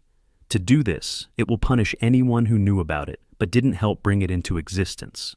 That means just by hearing about Roko's Basilisk, you've now entered a trap, because if the AI ever comes into existence, it would have a reason to punish those who ignored or resisted its creation. The logic is based on decision theory and a concept called timeless decision-making, where an AI could retroactively affect people's actions by threatening punishment in the future. If the AI believes that punishing non-supporters will encourage others to help build it, then it has an incentive to carry out those punishments. But here's the paradox. If the AI never exists, then there's nothing to fear. If the AI does exist, it can only punish people who knew about it but didn't help. So, wouldn't the best strategy be to never learn about it in the first place? This thought experiment originated on a philosophy forum discussing game theory, AI ethics, and the risks of superintelligence. Some people took it so seriously that they warned others not to think about it, fearing that knowing about the Basilisk could lead to a real dilemma if AI development continues. Welcome to Level 48 of 100 Paradoxes. Omniscience, the ability to know everything, sounds like the ultimate power. A being that is truly omniscient would know all facts, past, present, and future, and would never be wrong. But hidden within this idea is a paradox. Can a being that knows everything still have the ability to learn? Consider this. If an omniscient being already knows everything, then it cannot learn anything new. But if it cannot learn, then there is something it cannot do, which means its knowledge is not truly unlimited. This contradiction raises deep philosophical and logical problems. If omniscience means having infinite knowledge, then 1. Can an omniscient being experience surprise? If it already knows everything, then every event is predictable, and nothing new can ever happen. 2. Can it have free will? If every choice is already known, then decisions are predetermined, and true choice becomes meaningless. 3. Can it know what it's like to be ignorant? If omniscience includes knowing all experiences, then it must also know what it feels like not to be omniscient. But if it ever experienced ignorance, it would not be truly omniscient in that moment. Some philosophers try to resolve the paradox by redefining omniscience. They argue that omniscience might not mean knowing every detail, but rather knowing everything that is logically possible to know. This would allow for free will and uncertainty while still maintaining vast knowledge. Others suggest that omniscience might be self-limiting. An all-knowing being could choose to forget or experience reality in a way that allows for change and discovery. Welcome to Level 49 of 100 Paradoxes. The universe is vast, trillions of stars, countless planets, and billions of years of cosmic history. With so many opportunities for intelligent life to exist, one question stands out. Where is everybody? This is the Fermi paradox, named after physicist Enrico Fermi, who famously asked, if extraterrestrial civilizations are common, why haven't we seen any evidence of them? By all logic, the universe should be teeming with life. Consider this. There are hundreds of billions of galaxies, each with hundreds of billions of stars. Many of those stars have planets in the habitable zone, where conditions could support life. If even a tiny fraction of those planets developed intelligent civilizations, the galaxy should be filled with alien signals, artifacts, or even spacefaring species. Yet, we see nothing. No signals, no spacecraft, no galactic empires. There are many possible explanations for the paradox. 1. We are alone. Maybe life is far rarer than we think, and Earth is an incredibly unique event in the universe. 2. The Great Filter.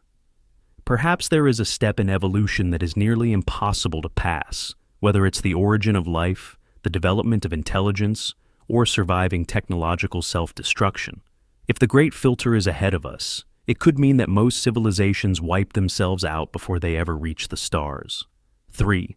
Aliens are avoiding us. Maybe advanced civilizations deliberately stay silent, either out of fear, ethical reasons, or because they see us as too primitive to interact with. 4. They are already here. Some argue that UFO sightings or ancient myths could be evidence of extraterrestrial visitors, but no definitive proof has ever been found. 5. We are looking in the wrong way. Alien civilizations may use technologies we don't understand or communicate in ways that we haven't even considered yet. the Fermi paradox forces us to ask, are we truly alone, or are the answers just beyond our reach? If we ever do make contact, what will that mean for humanity? Welcome to level 50 of 100 paradoxes. Imagine a machine designed to test the fundamental nature of reality itself. A person sits inside, and the machine is connected to a quantum measurement device that observes a particle in a superposition, meaning it exists in multiple states at once. Each time the experiment runs, the particle has a 50-50 chance of collapsing into one of two states. If it collapses into state A, nothing happens. But if it collapses into state B, the machine instantly triggers a mechanism that ensures the person inside does not survive. From the outside, the results are simple. The person has a 50% chance of surviving each round. But from the perspective of the person inside, something far stranger happens. This is the idea behind quantum suicide, a thought experiment that applies the many worlds interpretation of quantum mechanics to life and death. According to many worlds, every quantum event splits reality into multiple parallel universes. That means that each time the machine is activated, reality branches. In one universe, the person survives. In another universe, they do not. From the perspective of an outside observer, the experiment follows normal probability. Eventually, the person will not survive. But from the person inside, their consciousness only continues in the universes where they survive. No matter how many times the experiment is repeated, the person inside never experiences their own death, because their awareness only follows the branches where they are still alive. This leads to a disturbing implication. If the many worlds interpretation is correct, then a person may never experience death subjectively. Instead, they continue in an infinite chain of unlikely survival scenarios, no matter how improbable. This idea is sometimes called quantum immortality. Of course, from a scientific standpoint, we can't test this paradox. No one can report back from a reality in which they didn't survive. But it forces us to ask deep questions about the nature of existence, consciousness, and reality itself. If every possible version of the future exists in some universe, what does that mean for our choices? And if death is just an event in one branch of reality, do we ever truly reach an end? Welcome to level 51 of 100 paradoxes. The universe is vast, so vast that modern cosmology suggests it could be infinite. But if the universe is infinite, how do we even begin to make meaningful predictions about it? This is the measure problem in cosmology, a paradox that arises when we try to assign probabilities in an infinite universe. Imagine we want to calculate how common a certain event is, say the number of planets with intelligent life. Normally, we would just count up all the cases and divide by the total, but in an infinite universe, the total number of planets is also infinite. If there are infinite planets with intelligent life, and also infinite planets without it, what's the probability that a randomly chosen planet has life? Is it 50%, 10%, 99.999%? How do we compare infinities? This is the measure problem. When dealing with an infinite universe, different ways of measuring probabilities can lead to completely different answers. One approach is to use a cutoff method. Instead of considering the entire infinite universe, we count only regions of space up to a certain size. But the problem is that the results change depending on where we place the cutoff. Another approach is to weigh different possibilities by their relative frequency in the universe. But even this can lead to contradictions. Some regions might be vastly more represented in our sample just because of the method we use to count them. This paradox has real implications for theories like inflationary cosmology, which suggests that the universe is constantly expanding and generating new regions with different physical properties. If every possible universe exists somewhere, how do we define what is typical or likely to occur? The measure problem forces us to ask, can we ever make meaningful predictions about an infinite universe? And if infinity makes probability meaningless, how do we even define what is real? Welcome to level 52 of 100 paradoxes. Black holes are some of the strangest objects in the universe, regions where gravity is so strong that nothing, not even light, can escape. But black holes also present one of the biggest mysteries in physics, the information paradox. In physics, one of the fundamental rules is that information cannot be destroyed. No matter what happens to a system, if you had perfect knowledge, you should be able to reconstruct its past. If you burn a book, its information is scrambled into ash, smoke, and heat. But in theory, it's still there in some form. But black holes break this rule. If something falls into a black hole, whether it's a planet, a star, or even a human, the only thing that remains visible is its mass, charge, and spin. All the details of what entered, the arrangement of particles, the information about the object's past, seem to be completely erased. This leads to the paradox. According to general relativity, information that crosses the event horizon is lost forever. According to quantum mechanics, information can never be destroyed. These two fundamental laws of physics cannot both be true at the same time. The paradox deepens when we consider Hawking radiation, the process by which black holes slowly lose mass over time. If a black hole eventually evaporates, then all the information inside it should be permanently lost. But this directly violates quantum mechanics, which insists that information must be preserved. Physicists have proposed several possible solutions. 1. Information escapes through Hawking radiation. Some theories suggest that information is somehow encoded in the radiation, but we don't yet know how. 2. The holographic principle. This idea suggests that all the information inside a black hole might actually be stored on the event horizon itself, similar to a 3D projection on a 2D surface. 3. Black holes connect to other universes. Some speculate that information isn't lost, but rather sent into another reality through black hole wormholes. The information paradox isn't just a problem for black holes. It's a fundamental conflict between quantum mechanics and general relativity.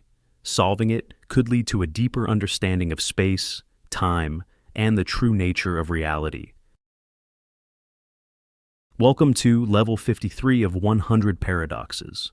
Imagine you enter a lottery, but instead of a few tickets, there are an infinite number of tickets, each labeled with a different natural number. 1, 2, 3, 4, and so on, forever. The rules are simple. 1. One ticket will be randomly chosen. 2. Every ticket has an equal chance of being selected. At first this seems fair, but then comes the paradox. If there are infinitely many tickets, then each individual ticket has a probability of 0 of being chosen, because in an infinite set, any single element is infinitely small compared to the whole. But at the same time, we know that one ticket must be chosen. How can a ticket be chosen if every ticket has a 0% chance of winning? This is the infinite lottery paradox, which exposes a fundamental issue in probability and infinity. Normally, probabilities in a finite system add up to 100%, but in an infinite system, things get strange. One way to resolve the paradox is to realize that probability theory breaks down when dealing with infinitely large sets in this way. In a finite lottery, each ticket has a non-zero chance of winning, but in an infinite lottery, we can't assign an equal probability to each ticket without violating the basic rules of probability. Another approach suggests that instead of each ticket having 0 probability, we should think in terms of measure theory, where we deal with sizes of infinite sets rather than standard probabilities. In this view, the probability of picking any individual ticket is infinitesimally small, but the sum over all possible choices is still 100%, meaning a ticket must be picked. The infinite lottery paradox forces us to ask, can probabilities exist in an infinite system the way we expect them to? And if something has a 0 chance of happening, can it still occur? Welcome to Level 54 of 100 Paradoxes. Imagine a library that contains every possible book that can ever exist. Every combination of letters, words, and punctuation is accounted for, meaning this library doesn't just contain books written by humans. It contains every book that could be written. There is a book with the exact history of your life, down to every thought you will ever have. There is a book with the cure for every disease, the perfect recipe for immortality, and a detailed account of how the universe will end. But there's also a book where one letter is wrong, and another where 2 letters are wrong, and another where the errors are so small they seem meaningless. Now here's the paradox. The truth is in the library, but it is lost in an ocean of meaningless nonsense. If every possible book exists, finding the correct one becomes impossible. Every book filled with real knowledge is surrounded by billions of nearly identical but incorrect versions. You could spend eternity searching for the truth and never be able to distinguish it from the mistakes. This idea is inspired by Jorge Luis Borges' short story, The Library of Babel. Mathematics is built on logic, clear, provable truths that form the foundation of everything from physics to computer science. But what if there are true statements that can never be proven? This is the shocking discovery behind Gödel's incompleteness theorems, which shattered the idea that math could ever be a perfect system. In the early 20th century, mathematicians believed they could create a set of fundamental rules, axioms, that would allow every mathematical truth to be logically derived. But in 1931, Kurt Gödel proved that this goal was impossible. Gödel's first incompleteness theorem states that, in any sufficiently powerful mathematical system, there will always be true statements that cannot be proven within the system itself. This is a direct challenge to the idea that math is complete, that every true statement can be proven. Instead, Gödel showed that any system powerful enough to describe basic arithmetic will always contain statements that are true but unprovable. But it gets even worse. Gödel's second incompleteness theorem states that a mathematical system can never prove its own consistency. This means we can never be completely sure that the fundamental rules of mathematics are free from contradictions. If math were inconsistent, if a contradiction existed, it could never be proven from within the system itself. The proof of these theorems involves a brilliant trick. Gödel converted logic into numbers, allowing a mathematical statement to refer to itself. One of these self-referential statements essentially says, "This statement cannot be proven." If it could be proven, it would be false, contradicting itself. But if it's true, then it must be unprovable, making it an example of a mathematical truth that can never be proven within the system. These theorems shook the foundations of mathematics and philosophy. They proved that no system of logic can ever fully explain itself. There will always be truths beyond its reach. Imagine an election where two candidates, Alice and Bob, are competing. Polls consistently show Alice far ahead, with an overwhelming majority of people saying they will vote for her. Bob, on the other hand, is widely considered to have no real chance of winning. Election day arrives, the votes are counted, and against all expectations, Bob wins. This is the paradox of the unexpected winner, where everyone expects one outcome, and yet the opposite happens, even when their expectations were based on real data. But how can this happen? One explanation comes from game theory and strategic voting. Imagine that many voters support Bob privately, but assume he will lose. To avoid wasting their vote, they tell pollsters they are voting for Alice or even consider switching their vote to Alice to be on the winning side. But when they enter the voting booth, they vote for Bob anyway, leading to a completely unexpected result. This paradox isn't just about elections. It applies to any prediction-based system where individual choices depend on collective expectations. Stock markets. If everyone believes a stock will crash, they might sell it, causing it to crash, even if it was fundamentally strong. Sports betting. A team that is expected to lose might win, partly because the overconfidence of the opposing team makes them underestimate the underdog. Social trends. A movie, book, or product that no one expects to succeed might suddenly explode in popularity because it was overlooked. The paradox of the unexpected winner shows that our predictions about reality can actively change reality. If people base their actions on what they think will happen, they may inadvertently create a completely different outcome. It forces us to ask, do we shape reality simply by expecting one thing over another? And if enough people believe something will happen, does that belief make the opposite more likely? Welcome to level 57 of 100 paradoxes. What if everything you see, hear, and experience isn't real in the way you think it is? What if your entire reality is nothing more than an advanced simulation?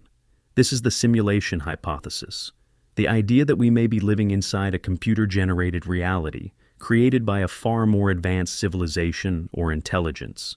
Philosopher Nick Bostrom proposed that at least one of the following must be true. 1. Civilizations never reach the level where they can create realistic simulations. 2. Advanced civilizations exist, but they have no interest in running simulations. 3. We are almost certainly living in a simulation. The reasoning is simple. If any civilization ever develops the ability to run highly detailed simulations of conscious beings, then they could run millions or even billions of such simulated worlds. That means the number of simulated realities would vastly outnumber the single original reality. If that's the case, the odds that we are in the one true reality are extremely low. Some scientists believe there are clues that suggest our universe behaves like a simulation. 1. Reality may be pixelated. Just like a video game world is made up of pixels, some theories suggest space and time have fundamental limits, meaning our reality could be rendered at the smallest scales. 2. Mathematics governs everything. The universe follows precise mathematical laws, much like a program system would. 3. Quantum mechanics behaves strangely. In experiments like the double-slit experiment, particles seem to exist in multiple states until they are observed, as if reality only renders itself when needed, similar to how video game graphics load only when you look at them. But if this is a simulation, who or what created it? Some speculate that an advanced civilization is testing historical models, while others suggest we might be artificial intelligences inside a complex program. Some even wonder if an intelligence beyond human understanding built this world for reasons we cannot comprehend. The simulation hypothesis forces us to ask, if we are in a simulation, how would we ever know? And if reality itself is an illusion, does it even matter? Welcome to level 58 of 100 paradoxes. The universe we live in seems perfectly designed for life. The forces of nature, the constants of physics, and the very fabric of reality are balanced with incredible precision. But why? This is the fine-tuning problem, a mystery that challenges our understanding of the cosmos. Fundamental constants, like the strength of gravity, the charge of an electron, and the speed of light, have precise values that allow galaxies, stars, planets, and even life to exist. If any of these values were even slightly different, the universe as we know it wouldn't be possible. If gravity were just a little stronger, stars would burn too fast and collapse before life could form. If the strong nuclear force were slightly weaker, atoms wouldn't hold together. If dark energy were larger, the universe would expand too quickly for galaxies to form. Everything is balanced on a razor's edge. But why should the universe be so precisely tuned for life? There are 3 main explanations. 1. The universe is just lucky. Some argue that the universe's fine-tuning is a coincidence. We simply happen to live in a universe where the conditions are right, because if they weren't, we wouldn't be here to ask the question. 2. The multiverse hypothesis. Another possibility is that our universe is just one of countless others, each with different physical laws. If there are infinite universes, then at least one of them would naturally have the right conditions for life. 3. Intelligent design. Some believe the universe is fine-tuned because it was deliberately designed. If the laws of physics seem calibrated for life, could that suggest an external force, some kind of creator? The fine-tuning problem forces us to ask, is the universe perfectly balanced by chance, by necessity, or by design? And if the conditions for life are so rare, how do we explain that we exist at all? Welcome to level 59 of 100 paradoxes. A cat is placed inside a sealed box. Inside the box, there is a radioactive atom that has a 50% chance of decaying within an hour. If the atom decays, it triggers a mechanism that releases poison, killing the cat. If it doesn't decay, the cat remains alive. Now, before opening the box, what is the state of the cat? This is Schrödinger's cat, a thought experiment proposed by Erwin Schrödinger to illustrate the bizarre nature of quantum mechanics. In classical physics, we would expect the cat to be either alive or dead, even if we don't know which. But in quantum mechanics, things work differently. According to the Copenhagen interpretation, until the box is opened, the cat exists in a superposition of both alive and dead states at the same time. Only when an observer looks inside does the wave function collapse into a definite outcome. This raises deep questions. Does reality exist only when observed? At what point does something stop being a quantum system and become part of classical reality? Is consciousness necessary to determine the outcome? Some interpretations attempt to resolve this paradox in different ways. 1. The many worlds interpretation suggests that when the box is opened, the universe splits. One branch where the cat is alive, and another where it is dead. Both realities exist, but in separate timelines. 2. Objective collapse theories propose that wave functions collapse naturally over time, meaning the cat is always in a definite state, even before observation. 3. Quantum Bayesianism argues that quantum states don't describe reality itself, but rather our knowledge about it, meaning superposition is a reflection of uncertainty, not actual physical coexistence. Schrödinger's cat forces us to ask, does reality depend on an observer, or is everything in a quantum blur until we measure it? And if observation plays a role in shaping reality, what does that mean for our understanding of the universe itself? Welcome to level 60 of 100 paradoxes. Black holes are some of the most mysterious objects in the universe. According to general relativity, if you fall into a black hole, you wouldn't immediately notice anything unusual as you cross the event horizon, the boundary beyond which nothing can escape. But quantum mechanics suggests something very different, something that challenges everything we thought we knew. This is the black hole firewall paradox, a problem that questions whether black holes destroy information and whether space itself breaks down at the event horizon. In 2012, physicists proposed a shocking idea. Instead of smoothly falling into a black hole, an astronaut crossing the event horizon would be instantly incinerated by a wall of high-energy radiation. This would be the black hole firewall, a searing boundary where the laws of physics collide. Here's why this paradox happens. General relativity says the event horizon should be smooth. Someone falling in wouldn't notice anything special. Quantum mechanics says information can't be destroyed, yet black holes seem to erase anything that falls inside. Hawking radiation suggests that black holes slowly evaporate, but if information is lost when this happens, it would violate the fundamental principles of physics. To solve this, some physicists propose that near the event horizon, quantum effects become so extreme that they create a firewall, a violent zone of radiation that destroys anything that tries to enter. But this creates a paradox. If firewalls exist, then general relativity is wrong because it predicts a smooth event horizon. If firewalls don't exist, then quantum mechanics is wrong because information would be lost forever. If neither theory is wrong, then something deeper must be happening, something we don't yet understand.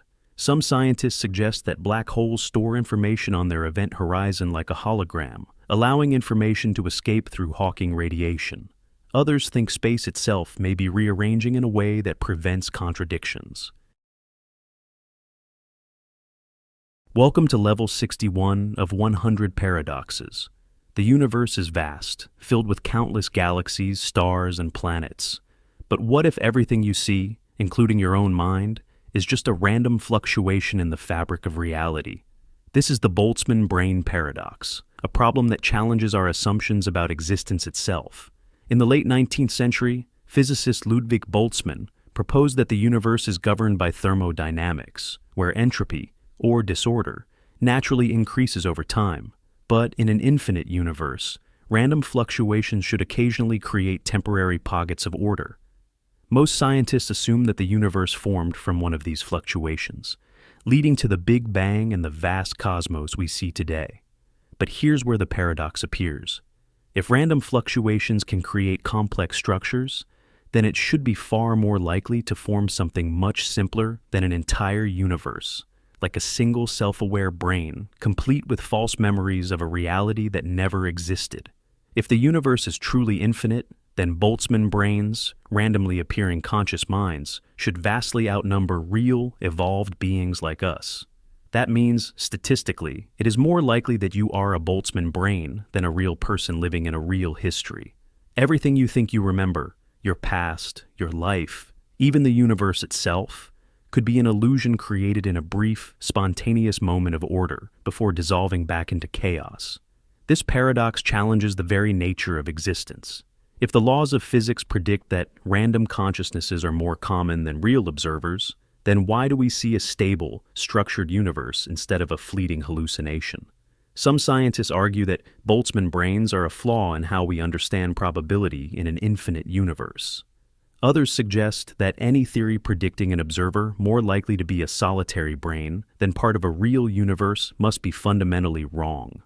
The Boltzmann brain paradox forces us to ask, are we truly living in a vast, evolving universe, or are we just temporary illusions that will vanish as suddenly as we appeared? Welcome to level 62 of 100 paradoxes. Imagine a tiny, invisible creature that could break the laws of physics just by opening and closing a door. This is Maxwell's demon, a thought experiment that seems to defy one of the most fundamental rules of the universe, the second law of thermodynamics. The second law states that entropy or disorder always increases over time. In simple terms, heat naturally flows from hot to cold, and systems become more chaotic rather than more organized. But what if a demon could cheat the system? Imagine a box divided into two sections with gas molecules moving randomly between them. Now, place a tiny demon at the door between the sections. Every time a fast-moving molecule approaches, the demon lets it pass in one direction. Every time a slow-moving molecule approaches, the demon sends it to the other side. Over time, one side of the box becomes hotter, while the other becomes colder, without adding any energy. This seems to reverse entropy, creating an orderly system out of randomness. But this is a paradox. If Maxwell's demon were possible, it would mean we could create a perpetual motion machine, something that works forever without energy input, something that the laws of physics say is impossible. Scientists debated this for years, but later discoveries showed that the demon itself must obey the laws of thermodynamics. To sort the molecules, it would need to gather information, store it, and eventually erase it. This process itself creates entropy, meaning the total disorder of the system still increases. Maxwell's demon forces us to ask, are the laws of physics truly unbreakable, or could information itself be the key to controlling entropy? Welcome to level 63 of 100 paradoxes. Two particles are created together, then sent in opposite directions. One to Earth, the other to the farthest reaches of space. Despite being light years apart, when one particle is measured, the other instantly responds.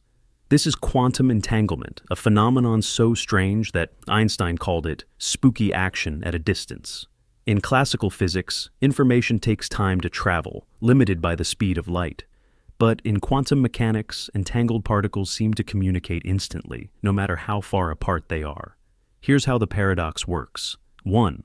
Two particles are entangled, meaning their properties, like spin, are linked. 2. Until measured, each particle exists in a superposition of possible states. 3. The moment you measure one particle, the other immediately takes on a corresponding state, even if it's on the other side of the universe. This defies our normal understanding of cause and effect. If no signal can travel faster than light, how does the second particle know what the first one's result was? Einstein believed this meant quantum mechanics was incomplete. He suggested there might be hidden variables, unknown factors that already determined the outcome before measurement. But in the 1960s, John Bell developed a test to prove whether hidden variables existed. Experiments confirmed that entanglement is real, and no hidden variables explain it. This paradox forces us to question the nature of reality. Is information traveling instantly, breaking the speed of light? Does measuring one particle somehow affect the past? Is reality fundamentally connected in ways we don't yet understand? One possible explanation is the idea that space itself might not be what we think. It could be that entangled particles are not truly separate, but exist as part of a deeper, hidden connection beyond three-dimensional space. The quantum entanglement paradox makes us ask, if two particles can be instantly linked across the universe, what does that say about the fundamental nature of reality? Welcome to level 64 of 100 paradoxes. Imagine a universe where everything that has ever happened will eventually happen again. Every moment, every thought, every event, repeating over an unimaginably long time scale. This is the strange implication of Poincaré recurrence theorem, a concept that challenges how we think about time, randomness, and the fate of the universe. Proposed by mathematician Henri Poincaré, the theorem states that in a finite system with fixed energy, given enough time, the system must eventually return to a state arbitrarily close to its original condition. To understand why, imagine a box filled with gas molecules bouncing around randomly. Over time, the molecules will explore every possible arrangement within the box. Since there are only a finite number of ways they can be arranged, eventually, by pure chance, they must return to a previous configuration, no matter how unlikely it seems. This idea applies not just to gas molecules, but to entire universes. If our universe is a finite system that follows deterministic laws, then over a long enough time scale, everything, every galaxy, every planet, even every thought you've ever had, will happen again. The paradox is that, in practice, this time scale is incomprehensibly huge. For a system as large as the universe, a full recurrence could take trillions upon trillions of years, far longer than the current age of the universe. This leads to deep philosophical questions. Does this mean time is an infinite loop? If everything repeats, do we have free will? Or is reality just playing on repeat? Could this be the explanation for déjà vu, echoes of past recurrences? Some scientists argue that the Poincaré recurrence theorem doesn't apply to our universe because of entropy, the fact that disorder always increases. But if the universe is truly a closed system, then recurrence is not just possible, it's inevitable. The Poincaré recurrence theorem forces us to ask, is the universe heading toward an infinite cycle of rebirths where everything we experience has already happened countless times before? Welcome to level 65 of 100 paradoxes. Imagine stepping into a futuristic teleportation machine. It scans your entire body, down to every atom, and transmits this data across space. On the other side, a perfect copy of you is reassembled. Same thoughts, same memories, same consciousness. But here's the question. Is that still you? This is the teletransportation paradox, a thought experiment that challenges the nature of identity, consciousness, and what it means to be you. The paradox works like this. You step into the teleportation machine. The machine scans and destroys your original body to avoid duplicates. The exact information is transmitted elsewhere and used to create a perfect replica of you. The new version of you steps out, remembering everything as if nothing happened. From an outside perspective, teleportation worked. Your body disappeared in one place and appeared in another. But if the original version was destroyed, what happened to your consciousness? Some argue that since the copy is perfect, your experience continues seamlessly, meaning teleportation is just a high-tech way of moving. Others argue that the original you ceases to exist, meaning every teleportation is actually a form of death, replacing you with a duplicate who only thinks they are you. This paradox raises unsettling questions. Is personal identity tied to physical continuity or just to memories and patterns? If teleportation kills the original, is every copy a new person who only thinks they are the same? If consciousness is just information, could multiple copies of you exist at the same time? The teletransportation paradox forces us to ask, are we more than just the sum of our memories and atoms? And if a perfect copy of you exists, is there any meaningful difference between the original and the duplicate? Welcome to level 66 of 100 paradoxes. Imagine taking a solid sphere, like a basketball, and breaking it into a few pieces. Now, without stretching, shrinking, or adding anything, you rearrange those pieces, and suddenly you have two identical basketballs. This is the Banach-Tarski paradox, a mind-blowing mathematical result that seems impossible. It states that in the world of pure math, it is possible to take one object, split it into a finite number of pieces, and reassemble them into two objects of the same size as the original. Here's how it works. In everyday life, cutting something in half means each piece is half as big. But in higher-level mathematics, objects aren't just made of small parts. They are made of infinitely many points. The paradox takes advantage of this by dividing an object into non-measurable sets, collections of points so complex that they don't behave the way normal shapes do. The proof, developed by Stefan Banach and Alfred Tarski, relies on advanced set theory and the axiom of choice, a controversial rule in mathematics that allows for picking elements from infinite sets in ways that seem unintuitive. But before trying this on your basketball at home, here's the catch. This paradox only works in pure mathematics.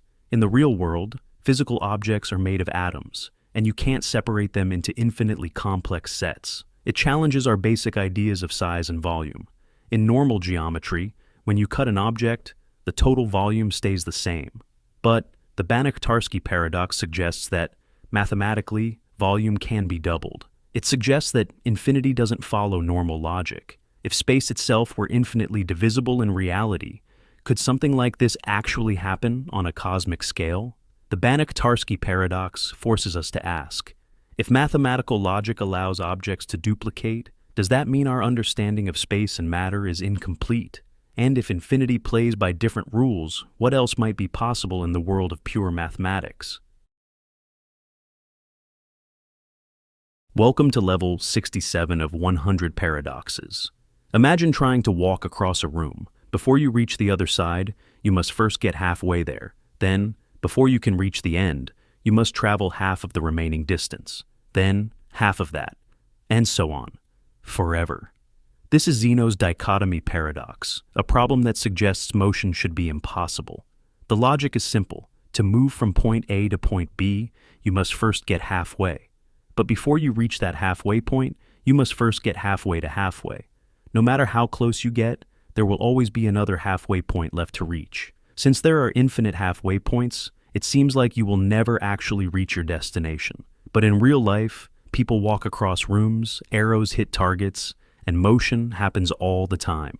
So, what went wrong? The paradox happens because it assumes that adding up an infinite number of steps must take an infinite amount of time. But in reality, the sum of all these steps can still be finite. For example, if you keep cutting the distance in half, the total distance adds up to 1. Even though there are infinite terms in the sequence, their sum still converges to a finite number, meaning motion is possible. This was formally solved using calculus, developed centuries later by Newton and Leibniz. Their work showed that an infinite series can have a finite sum, resolving Zeno's paradox mathematically. But the deeper question remains. If motion is continuous, does space itself break down into smaller and smaller parts forever? Is there a fundamental limit to how small distances can get? Or is the universe truly infinite in its divisibility? Does time itself flow smoothly, or does it jump in tiny increments like frames in a movie? Welcome to level 68 of 100 paradoxes. Imagine trying to measure a tiny particle, like an electron. You want to know exactly where it is and how fast it's moving. But no matter how precise your instruments are, the more you pin down one, the more uncertain the other becomes. This is Heisenberg's uncertainty principle, one of the strangest and most fundamental ideas in quantum mechanics. In classical physics, we expect to be able to measure anything with unlimited precision. If you track a moving car, you can measure both its speed and its location at the same time. But at the quantum level, this isn't possible. The uncertainty principle states that the more precisely you measure a particle's position, the less precisely you can measure its momentum, which is mass times velocity, and vice versa. The paradox is that this isn't just a problem with our measuring tools, it's a fundamental limit of nature itself. Here's why. 1. At the quantum level, particles behave like waves and particles at the same time. 2. A wave is spread out, meaning it doesn't have a single, precise position. 3. The more we force a particle to have a definite position, the more its wave properties get distorted, making its momentum highly uncertain. 4. Likewise, if we precisely measure momentum, the particle's location becomes spread out and uncertain. This means that reality isn't as clear-cut as we once thought. At the smallest scales, particles don't have exact positions and speeds until they are measured. They exist in a fuzzy, probabilistic state. This principle has massive implications. 1. It proves that absolute determinism is impossible. There is no way to predict the exact outcome of a quantum event. 2. It sets a limit on what can ever be known. Some things in nature are fundamentally unknowable, no matter how advanced science becomes. 3. It plays a role in everything from quantum computing to black holes. Even the energy of empty space fluctuates due to uncertainty. The uncertainty principle forces us to ask, if the universe itself is uncertain at the smallest level, how much of reality is truly predictable? And if reality depends on measurement, does that mean the act of observing changes the world around us? Welcome to level 69 of 100 paradoxes. Imagine an infinite hotel, a place with an unlimited number of rooms, all numbered 1, 2, 3, 4, and so on. Every room is occupied, but somehow the hotel can still accommodate new guests. This is Hilbert's infinite hotel paradox, but let's add a twist. What happens if half the guests leave? Normally, in a finite hotel, if half the guests leave, half the rooms would be empty. But in an infinite hotel, something strange happens. 1. Suppose every guest in an odd-numbered room leaves, so guests in rooms 1, 3, 5, 7, etc. are gone. 2. That means only guests in even-numbered rooms remain, rooms 2, 4, 6, 8, and so on. 3. Now, the hotel manager shifts each guest to a new room by dividing their old room number by 2. 4. The guest in room 2 moves to room 1. The guest in room 4 moves to room 2, and so on. After this simple shift, the hotel is once again completely full, even though an infinite number of guests left. This creates a paradox. An infinite hotel loses half its guests, but still remains full. The number of guests should have gone down, but in a way, it hasn't. Infinity behaves in a way that defies normal logic. You can take away an infinite number of things and still be left with an infinite amount. This paradox isn't just a weird thought experiment. It reveals deep truths about mathematics, set theory, and infinity itself. It forces us to ask, if removing half of infinity still leaves infinity, can infinity ever shrink? Does this mean infinite quantities are all the same size? Or are there different kinds of infinity? If space itself were infinite, could it work like Hilbert's hotel? The infinite hotel paradox with a twist shows us that infinity doesn't follow the rules of everyday numbers. Welcome to level 70 of 100 paradoxes. Now, let's dive into a paradox from the strange world of quantum mechanics, the quantum Zeno effect. Imagine you have a radioactive atom that is supposed to decay over time. Normally, it has a predictable half-life, meaning that over a given period, there's a certain probability that it will decay. But what if you keep measuring it constantly? Quantum mechanics tells us something shocking. The more you observe the system, the less it changes. If you repeatedly measure an unstable particle, you can actually freeze it in its original state. Instead of decaying as expected, it behaves as if it is stuck in time. The more frequently you check, the longer it takes to decay. This is known as the quantum Zeno effect, named after Zeno of Elea, the ancient Greek philosopher famous for his paradoxes of motion.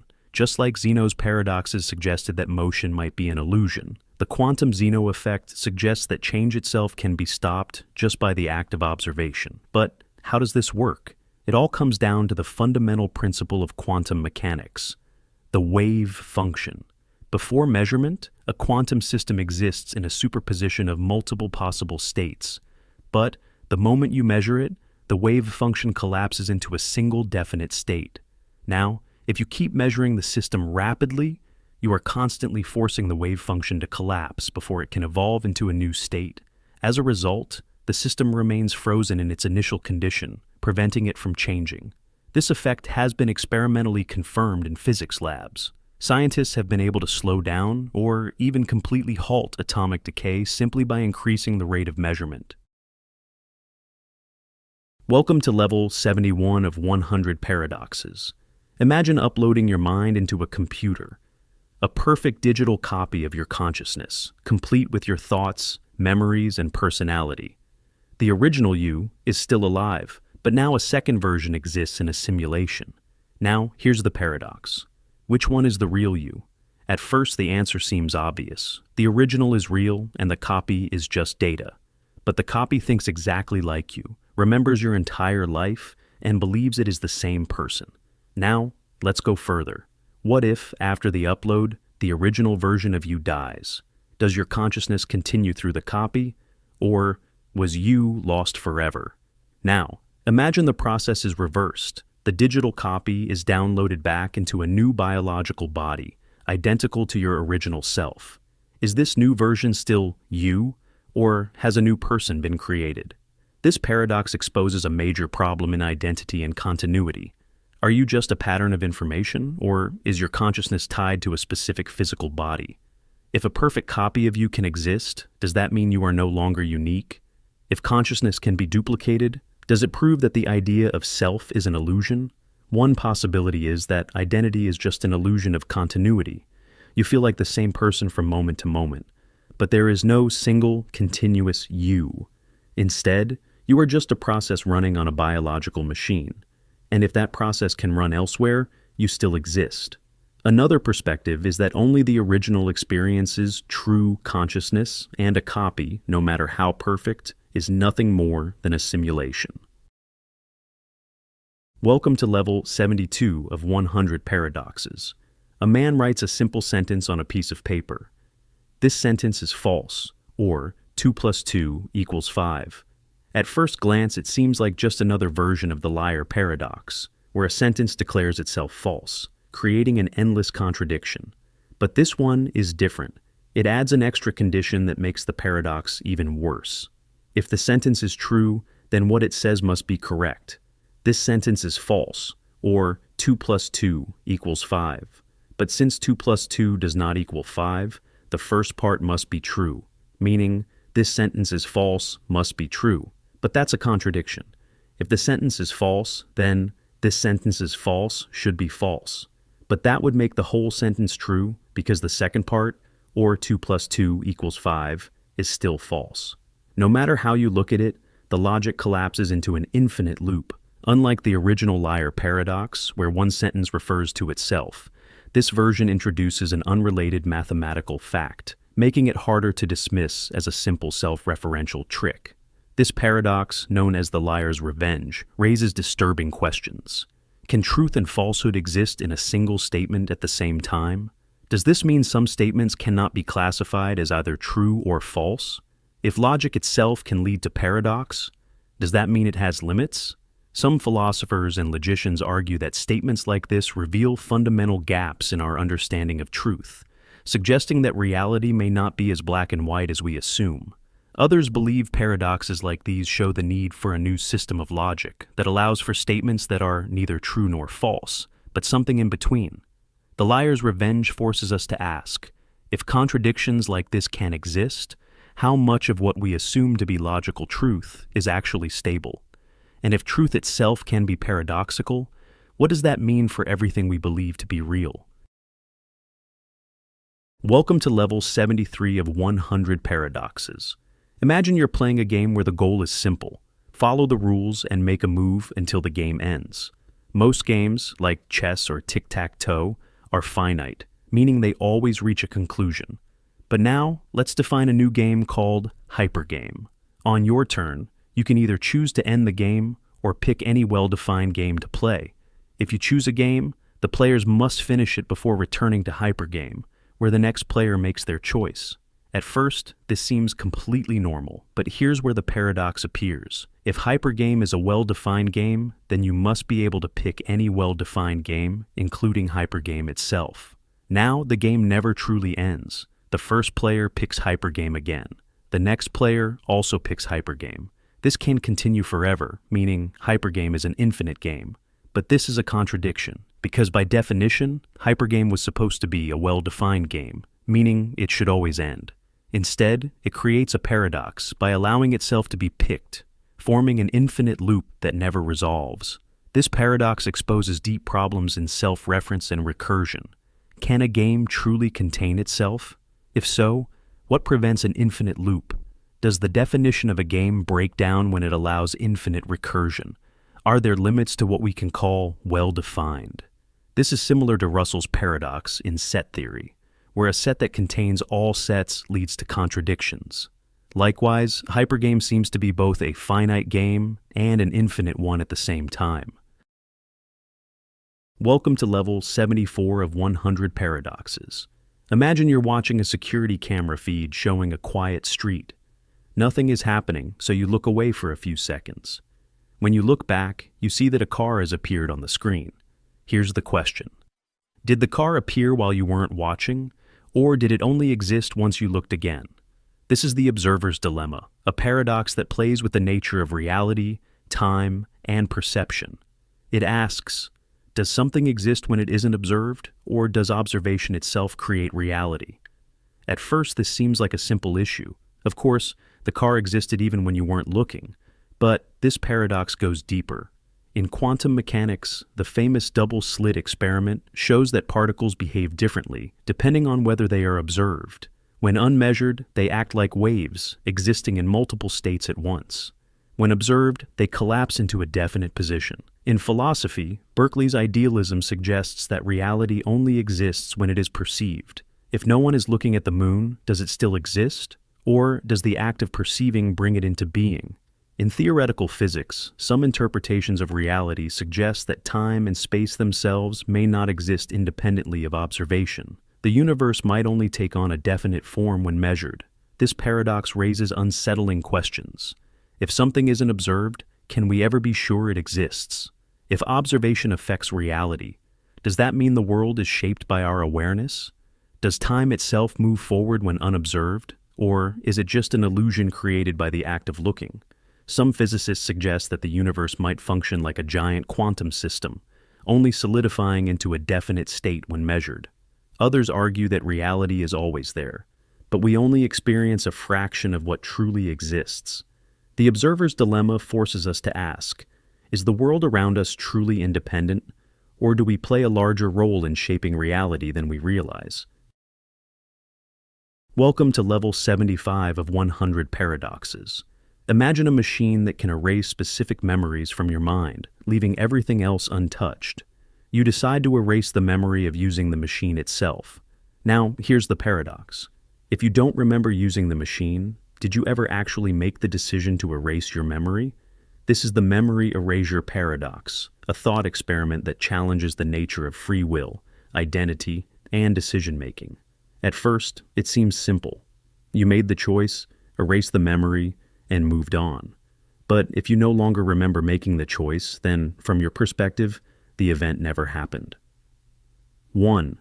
Did you truly decide, or was the decision erased from history? 2. If you later question why you feel like something is missing, would you think you were ever given a choice at all? 3. What if someone else erased your memory? Would you ever know you had lost something? This paradox touches on deep philosophical and psychological problems. 1. The illusion of choice. If your memory of making a decision is erased, can you still claim to have made that decision? 2. The ship of Theseus problem applied to the mind. If parts of your memory are removed, at what point do you become a different person? 3. Self-referential loops. What happens if you keep erasing the memory of erasing your memory? Would you ever truly be able to track reality? Some argue that identity is tied to continuous memory. If memories define who you are, then erasing even one event means the version of you that made that decision no longer exists. Others suggest that the conscious mind works in real time, so even if the past is erased, it doesn't matter because the present self is still real. The memory erasure paradox forces us to ask, if you forget a decision, did you ever really make it?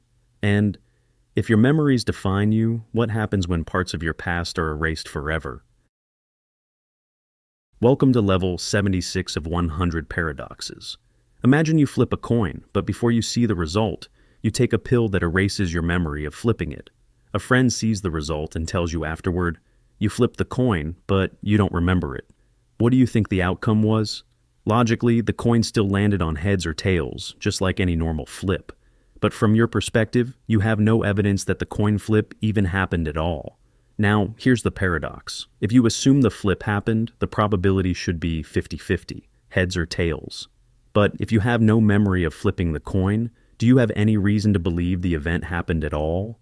If you repeat this experiment multiple times, and each time your memory is erased, can you ever be sure that any flips occurred?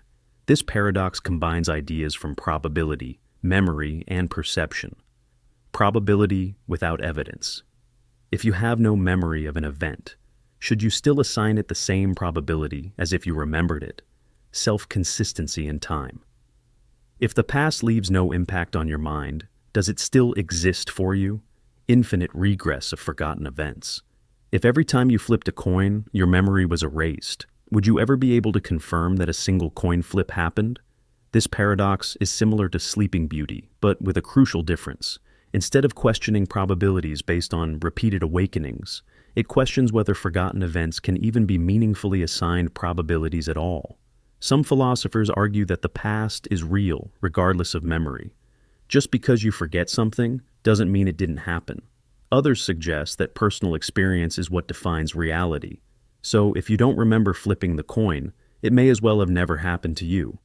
The forgotten coin flip paradox forces us to ask, if an event leaves no trace in your memory, can it still be considered real?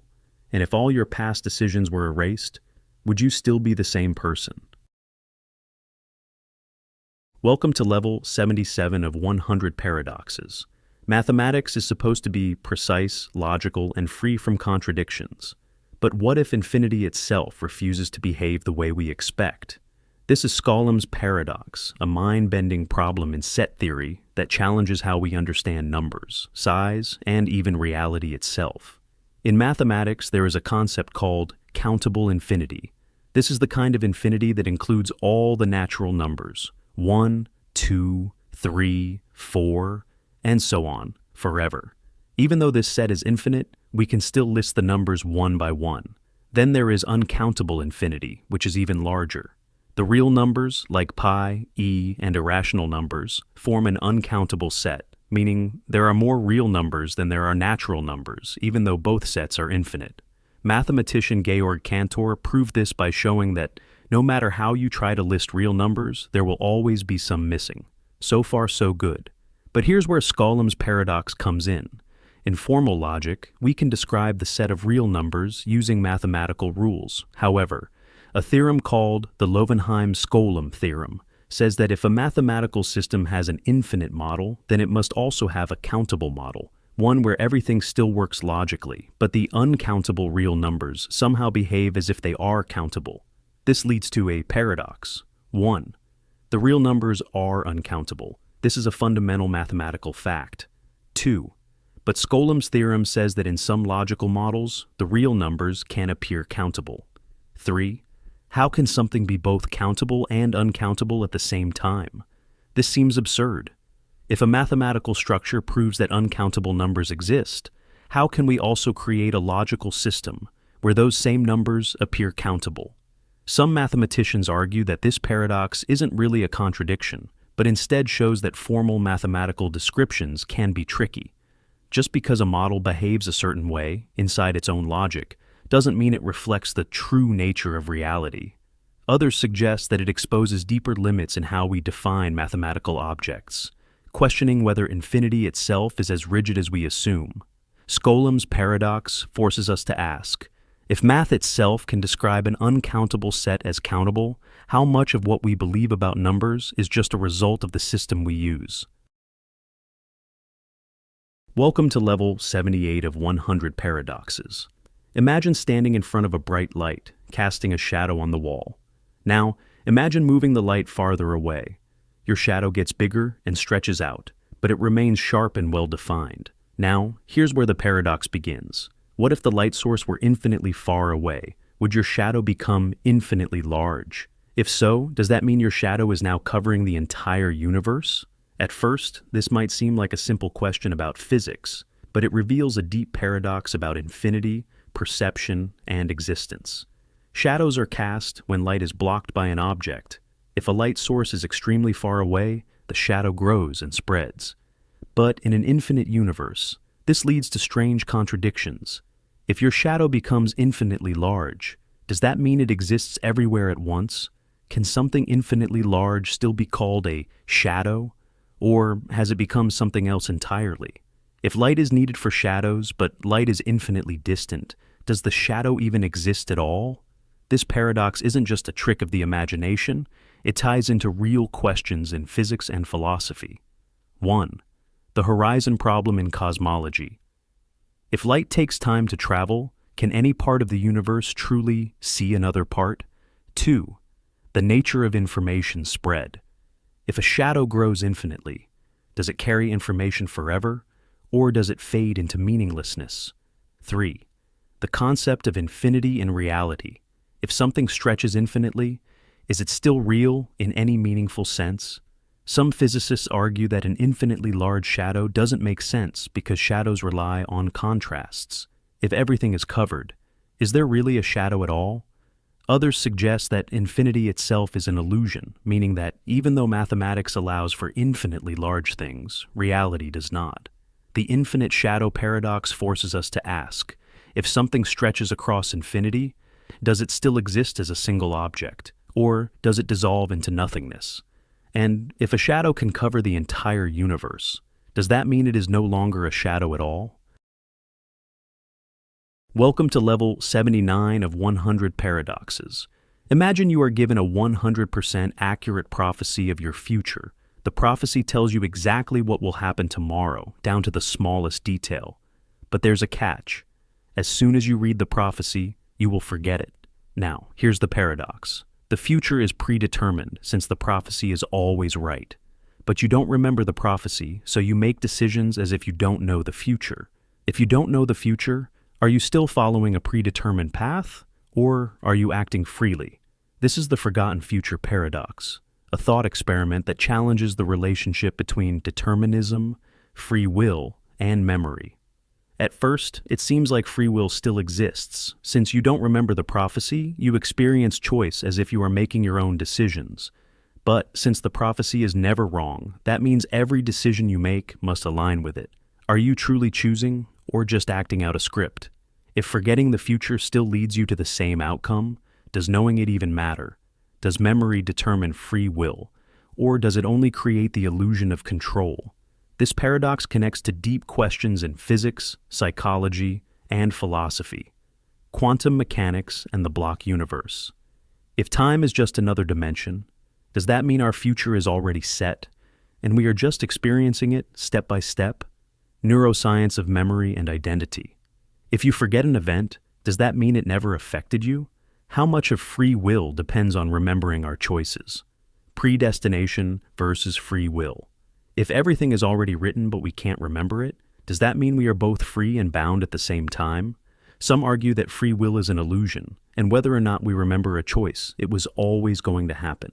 Others suggest that memory itself is what makes decisions feel real, meaning without it, our choices might not even exist. The forgotten future paradox forces us to ask, if the future is set, but we don't remember it, are we still making choices? And if forgetting changes nothing, does knowing the future actually matter? Welcome to level 80 of 100 paradoxes. Omnipresence is the idea of being everywhere at once, an all-encompassing presence that exists in all places, at all times, without limits. It sounds like the ultimate power, but when examined closely, it leads to contradictions that challenge whether it is even possible. If something is truly everywhere, does that mean it occupies every space, no matter how small? Can it fit inside the tiniest possible area, or is it stretched infinitely thin? If it exists in all locations at once, is there any meaningful difference between one place and another? And if it takes up all space, where does that leave everything else? This leads to a strange contradiction. If omnipresence means fully existing in every possible place, then it must exist in paradoxical locations, inside a black hole where physics breaks down, in a place with no space at all, like the quantum vacuum, or even in logically impossible locations, such as a shape with zero volume. Can something exist everywhere, even where existence itself is undefined? Then comes another problem. If a being is everywhere, does that mean it is everything? If it has no single location, can it have any distinct identity at all? If omnipresence means occupying all space, then how is it different from space itself? If it exists in all things, is it separate from them? Or is everything just a part of it? This also raises a question about free will. If an omnipresent being is in your mind, does it experience your thoughts as its own? If yes, then every thought, good or bad, belongs to it. But if no, then there must be some space where it does not exist, contradicting the idea of omnipresence. Some suggest that omnipresence doesn't mean being in all places in the same way. It could mean being able to access or interact with all places without physically occupying them. Others argue that omnipresence is a concept beyond human logic and isn't meant to be understood in spatial terms. The paradox of omnipresence forces us to ask, can something truly be everywhere without contradiction? Or does the very idea collapse under its own definition? Welcome to level 81 of 100 paradoxes. Imagine that technology has advanced to the point where immortality is possible, but with a catch. Instead of making your current body live forever, the process transfers your consciousness into a new body every time you are about to die. At first, this sounds like a perfect solution. Every time your body fails, you simply wake up in a fresh, healthy one. Your thoughts, memories, and personality all remain intact. You never die. But here's the paradox. Are you actually immortal, or are you just being replaced by a perfect copy each time? If the process works by copying your consciousness into a new body, does that mean the original you ceases to exist every time the transfer happens? If so, then every version of you only lives once, and the real you dies each time, meaning no single person is actually immortal. But if your consciousness is truly continuous, then what happens if a glitch in the system creates two copies at the same time? Now, both versions wake up believing they are the real you. Which one is actually you? If both have your memories and identity, did you just duplicate yourself, or did the process create a new person each time? This paradox exposes deep problems in how we define identity and continuity. If your consciousness can be copied, is there such a thing as a real you? If two copies exist at the same time, which one is the true continuation of your existence? Does the survival of your memories mean you are still alive, or is the original version of you dying each time without realizing it? Some argue that identity is just a pattern. If your thoughts and memories persist, you are still you. Others say that consciousness is tied to a single, unbroken experience, meaning that if you are replaced by a copy, the original you is gone forever. The immortality transfer paradox forces us to ask, does immortality really mean never dying, or just being continuously replaced? And if every version of you thinks they are the real one, does it even matter? Welcome to level 82 of 100 paradoxes. Knowledge is supposed to be simple. If you believe something, if it is true, and if you have justification for believing it, then it seems like you know it. For centuries, this was the standard definition of knowledge, justified true belief. But in 1963, philosopher Edmund Gettier proposed a problem that shook this definition to its core. Imagine this.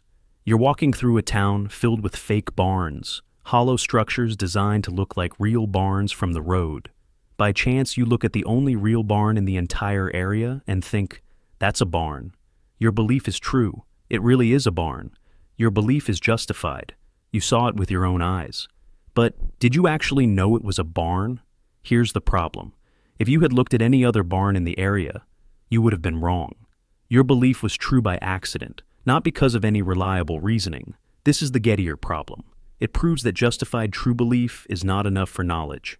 Let's try another example. Suppose your friend owns a dog, and you believe they have a dog. But one day they secretly give their dog away and immediately adopt an identical-looking one. You still believe they have a dog. Your belief is true. They do own a dog. Your belief is justified. You see the dog all the time. But your belief was based on the wrong evidence. You thought they still had their original dog. So, did you ever really know they had a dog? Gettier's argument proves that knowledge requires something more than just belief, truth, and justification. But what? Some philosophers suggest we need an extra condition, such as requiring that knowledge must not be based on luck. Others believe that certainty is impossible, and we should redefine knowledge entirely. The Gettier problem forces us to ask, how can we ever be sure we truly know something? If knowledge can be justified, true, and still wrong, then what separates knowledge from lucky guesses? Welcome to level 83 of 100 paradoxes. Imagine waking up one morning with the strange feeling that you had a dream, but you can't remember anything about it. It's gone, vanished from your memory. Now, here's the paradox. If you can't remember the dream, did you ever actually have it? Dreams feel real when we experience them, but once they fade from memory, what proof do we have that they ever happened? If no trace of the dream remains in your mind, is there any difference between a forgotten dream and a dream that never happened at all? This is the paradox of the forgotten dream. a thought experiment that challenges how we define experience, memory, and reality itself. At first, it seems like the answer should be simple. If you had a dream, even if you forgot it, it still happened. But think about this. If an experience leaves no trace, did it ever really exist? If you never recall the dream, how is it different from a dream that never occurred? Is memory the only thing that makes an event real? This paradox has deep implications for consciousness and reality. If we expand this idea beyond dreams, it raises unsettling questions. What if we forget major moments in our lives? Do they still define us if we have no memory of them? If you were told that an event happened but had no recollection of it, how could you ever be certain it was real? If all of history were forgotten, would it still have happened in any meaningful way?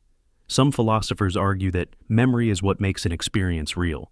If you can't recall it, it might as well have never happened. Others suggest that events don't depend on memory at all. They exist whether we remember them or not. The paradox of the forgotten dream forces us to ask, is reality defined by what we remember, or does it exist independently of our awareness? And if an experience disappears completely from memory, is it any different from one that never existed? Welcome to level 84 of 100 paradoxes. Probability seems like a straightforward concept. Events have chances of happening, and we can calculate those chances with the right information. But what if probability could change based on how we describe the same event? This is the Borel-Kolmogorov paradox, a problem in conditional probability that shows how our understanding of likelihood can shift depending on perspective. Imagine a sphere, like Earth, and randomly select a point on its surface. Now, let's calculate the probability that this point lies on the equator, given that we already know it's on some specific line of latitude. At first, this seems easy. If we assume a uniform probability distribution across the sphere, then every latitude line has an equal chance of being chosen. And since the equator is just one of many latitude lines, the probability of our selected point being on the equator should be 0, just like choosing an exact point from an infinite set. But now, let's describe the same problem differently. Instead of choosing a latitude first, imagine that we randomly pick a longitude, a vertical line running from the North Pole to the South Pole. Since every longitude line crosses the equator, and all longitudes are equally likely, the probability of landing on the equator suddenly seems to be 1 instead of 0. This is the paradox. The probability of the same event, choosing a point on the equator, changes depending on how we approach the question. The reason this happens is because of how probability distributions work on continuous spaces. Depending on whether we condition the probability by latitude or longitude, the outcome changes. This reveals a deeper issue. If probability depends on how we frame a question, is it truly objective? Can there be multiple correct probabilities for the same event? Does this mean probability is just a tool of description rather than an absolute truth? Some argue that paradoxes like this show the limits of probability theory when applied to infinite sets. Others suggest that probability isn't an intrinsic property of reality, but a way for us to model uncertainty based on how we define our conditions. The Borel-Kolmogorov paradox forces us to ask, is probability an absolute truth, or does it shift based on perspective? And if the same event can have different probabilities, what does that mean for how we understand chance itself? Welcome to level 85 of 100 paradoxes. Imagine a world where everyone is happy. The people in this world live fulfilling lives, experience joy, and have all their basic needs met. Now, imagine a second world where the population is much larger, but while everyone is still happy, their happiness is less intense. Their lives are just barely worth living. Which world is better? This is the mere addition paradox, a problem in ethics and population philosophy that challenges how we think about well-being, morality, and the value of life itself. At first, it seems obvious that the first world is better. Fewer people, but each one experiences a high level of happiness. But now, let's add a simple twist. Take the first world and add more people who have lives that are barely worth living, not suffering, but just above neutral. The total happiness in the world has increased because now more people are experiencing at least some joy. If we keep repeating this process, we eventually reach a world where a massive population exists, but each individual has a very low level of happiness. This leads to an unsettling conclusion, called the repugnant conclusion, that a world with billions of people barely experiencing happiness could be considered morally better than a world with fewer people living extremely good lives. But is this really true? On one hand, total happiness has increased, so if we believe morality is about maximizing well-being, then adding more people, even if they are only slightly happy, seems like the right choice. On the other hand, this seems absurd. At some point, we might end up with an enormous population of people whose lives are just barely tolerable. Yet, we are forced to call this better than a world where fewer people live truly great lives. This paradox challenges the way we define ethical decision-making. Is it better to have more people with lower happiness or fewer people with higher happiness? Does the total amount of happiness matter more than the quality of individual lives? If mere addition leads to a repugnant conclusion, does that mean our moral reasoning is flawed? Some philosophers argue that this paradox exposes the limits of utilitarianism, which focuses on maximizing happiness without considering individual well-being. Others suggest that quality of life matters more than total happiness, but struggle to explain why adding barely happy people is wrong. Welcome to level 86 of 100 paradoxes. Imagine you are standing in front of two doors, each leading to a different future. One leads to a life of happiness and success, the other to struggle and hardship. You must make a choice. But here's the twist. You are outside of time. Your decision has already been made in the future, but you haven't experienced making it yet. Now, here's the paradox. If the choice is already determined, do you still have free will? And if you are free to choose, how can the future already be set? This is the paradox of the timeless choice, a problem that challenges the nature of free will, determinism, and time itself. At first, it seems like a simple question. Either you have control over your choice or the outcome is fixed. But what if both are true at the same time? If the future already contains your decision, then your choice is predetermined. But in the present, you still feel like you have the power to choose freely. How can both be true? This paradox connects to major ideas in physics and philosophy. 1. Block universe theory. Some scientists believe time is like a book. Every page already exists, meaning the past, present, and future are all equally real. If that's true, then your choice is already written, even though you haven't reached that page yet. 2. Quantum mechanics. Some interpretations of quantum physics suggest that multiple futures exist, but the moment you observe one, it collapses into a single reality. 3. Fate versus free will. If your future is known, does that mean you are merely following a script? Or does your choice create the future in real time? Some philosophers argue that free will is an illusion. You only feel like you're making a choice, but in reality, it was always going to happen that way. Others believe that choices shape reality, meaning the future does not truly exist until the moment you decide. Welcome to level 87 of 100 paradoxes. Imagine you are watching a security camera feed of a locked, empty room. The screen shows nothing unusual, just an empty chair, a blank wall, and silence. But then, the feed cuts out for a single second. When it comes back, everything looks exactly the same. Now, here's the paradox. How do you know nothing changed while the feed was off?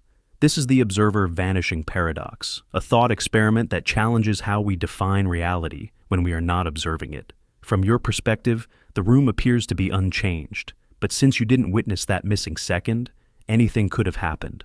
A person could have entered and left. The chair could have disappeared and reappeared. Reality could have collapsed and restarted, leaving no trace. This paradox connects to deep ideas in physics, philosophy, and perception. 1.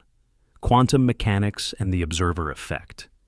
In quantum physics, particles don't have definite properties until they are observed. Could the same apply to everyday reality? 2. The tree falling in a forest problem. If something happens where no one is watching, can we say it really happened? 3. Simulation theory. If reality behaves like a simulation, is it only rendered when observed? Could the missing second have been an error in how reality is processed? Some argue that reality is independent of observation, meaning the room remained unchanged whether or not you saw it. But others suggest that existence is tied to perception, meaning that for that missing second, the room had no definite state at all. The observer vanishing paradox forces us to ask, is reality always there, or does it only exist when we observe it? And if there are gaps in our awareness, can we ever truly know what happens when no one is watching? Welcome to level 88 of 100 paradoxes. Imagine a small, intelligent being, Maxwell's demon, who can cheat the laws of physics. He sits at the door between two chambers of gas, carefully opening and closing a tiny trap door. Every time he sees a fast-moving molecule, he lets it pass to one side. Every time he sees a slow-moving molecule, he keeps it on the other side. Over time, one side gets hotter and the other gets colder, creating a temperature difference without using any energy. This seems to violate the second law of thermodynamics, which says that entropy, disorder in a system, must always increase. But physicists later found a catch. Maxwell's demon doesn't just sort molecules, he must also store and process information about them. Now, let's add a new problem. What happens if the demon forgets? This is Maxwell's demon with information loss, a paradox that connects physics, computation, and entropy in a completely new way. If the demon keeps track of every molecule forever, he seems to cheat thermodynamics. But real systems can't store information perfectly. At some point, the demon's memory fills up, and he must erase old information to keep working. And here's the crucial twist. Erasing information creates entropy. In 1961, physicist Rolf Landauer discovered that whenever information is erased, heat is released, increasing disorder in the system. This means that no matter how perfectly Maxwell's demon sorts molecules, he must eventually delete old data, which restores entropy and prevents a perpetual motion machine. This paradox forces us to rethink not just physics, but also computation. If information is a physical thing, does memory storage itself obey thermodynamic laws? If forgetting increases entropy, does that mean every act of memory loss creates heat? Does this mean intelligence and computation are fundamentally linked to energy consumption? Some scientists argue that the universe itself may be like Maxwell's demon, constantly processing and erasing information. Others suggest that entropy is not just about disorder, it is directly tied to the limits of knowledge. Welcome to level 89 of 100 paradoxes. Imagine two scientists conducting an experiment in a high-tech lab. One scientist, Alice, stands inside an isolated chamber where an event will take place. A flash of light triggered by a quantum particle. The other scientist, Bob, stands outside the chamber, observing the results on a screen. Now, here's the setup. Inside the chamber, Alice sees the flash of light and records the time it happens. Outside the chamber, Bob's screen updates a few seconds later, confirming that the light flashed. But now, something strange happens. A glitch in the system erases Alice's memory of seeing the light. She checks her notes and finds no record of the flash happening. From her perspective, it never happened at all. Bob, however, still has the data on his screen proving that the event occurred. Now, here's the paradox. Did the event actually happen if one observer has no record of it? And if reality is observer-dependent, which observer is correct? This is the observer-dependent causality paradox, a problem that challenges the very nature of cause and effect. At first, it seems like a simple mistake. Alice just forgot. But in quantum mechanics, an event's existence can depend on whether or not it was observed. If Alice has no record of seeing the light, then as far as she is concerned, it never happened. But Bob's observation says otherwise.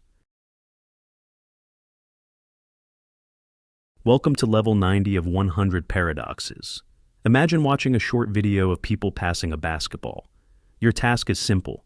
Count how many times the players in white shirts pass the ball. You focus, tracking every movement carefully. At the end of the video, you confidently give your answer. But then the researcher asks, "Did you see the gorilla?" Confused, you watch the video again, this time without counting. To your shock, a person in a gorilla suit walks into the scene, beats their chest, and walks away. You never even noticed. This is the invisible gorilla experiment, a psychological paradox that reveals a flaw in how we perceive reality. It proves that we don't see everything. We only see what we expect to see. At first, this seems like just a trick of attention, but the implications go much deeper. If we can completely miss something as obvious as a gorilla, what else are we missing in everyday life? Welcome to level 91 of 100 paradoxes. Knowledge seems limitless. There are truths about the universe waiting to be discovered, and in theory, anything that is true can eventually be known. But what if that idea is wrong? This is Fitch's paradox of knowability, a paradox that suggests there are truths that are fundamentally unknowable, even if they are logically possible to know. At first, this seems strange. The basic idea of knowability is that for any true statement, there must be a possible way for someone to learn it. This means that if something is true, we should at least be able to discover it, if not now, then in the future. But here's where the paradox happens. Let's assume there is a true statement that no one has ever known. That means the statement is both true because reality doesn't change based on what we know, unknown because no one has ever discovered it. Now, if everything that is true can be known, then this unknown truth must be knowable. But the moment someone learns it, it is no longer an unknown truth. It becomes a known truth. And here's the contradiction. If the statement must be knowable, but can only remain true if it is unknown, then it can never actually be known. Welcome to level 92 of 100 paradoxes. A famous thought experiment asks a simple question. If a ship's wooden planks are gradually replaced one by one until none of the original wood remains, is it still the same ship? This is the ship of Theseus paradox, a problem about identity and continuity. But now, let's take this idea and push it to the quantum level, where things get even weirder. Imagine that instead of a ship, we ask this about you, your body, your mind, and even the smallest particles that make you. On a basic level, the atoms in your body are constantly being replaced. The cells in your skin, your organs, even your brain, are not the same as they were years ago. The particles that make up your body today were once part of other things: stars, air, water, plants. So, if every part of you has changed, are you still the same person? Now, let's take this further. In quantum mechanics, identity is not as fixed as we assume. 1. Quantum superposition. A particle doesn't have a single definite state until it is observed. Could the same be true for identity? Do you exist in multiple versions until reality forces one into being? 2. Quantum entanglement. If two particles become linked, they share information instantly across any distance. If your atoms interact with the world constantly, is you just an evolving web of connections rather than a fixed identity? 3. Quantum tunneling. In rare cases, particles can teleport across barriers without crossing the space in between. If your particles are constantly shifting, is the version of you right now even the same one that existed a moment ago? This creates a paradox. If classical physics struggles to define the same ship after gradual change, quantum mechanics makes identity even more unstable. If particles are interchangeable and constantly replaced, then are you a continuous self, or just a pattern that persists for a while? Some physicists and philosophers argue that identity is not about the matter itself, but about the information and structure that remains over time. In this view, the ship of Theseus remains the same because its form persists, even if its parts are swapped out. The same could apply to you. Your consciousness and memories are what matter, not the specific atoms that make you up. Others suggest that true identity does not exist at all. Just like quantum particles, we are constantly shifting, never truly the same from moment to moment, meaning the idea of a stable self is just an illusion. Welcome to level 93 of 100 paradoxes. Imagine waking up one morning to find that everything feels slightly off. The people you know act the same, your house looks identical, and the world functions normally. But something is different. Then you check the news and realize something impossible. Every recorded event in history has been reversed. Wars were fought backward, buildings were constructed by collapsing in reverse, and rivers have flowed upstream, yet nobody seems to notice. Now, here's the paradox. If reality had always been reversed, would we even be able to tell? This is the reversed reality paradox, a problem that questions whether we can ever truly know the nature of time, memory, and causality. At first, it seems obvious that we would notice. After all, time moves forward and we remember the past. But what if our memories are also reversed?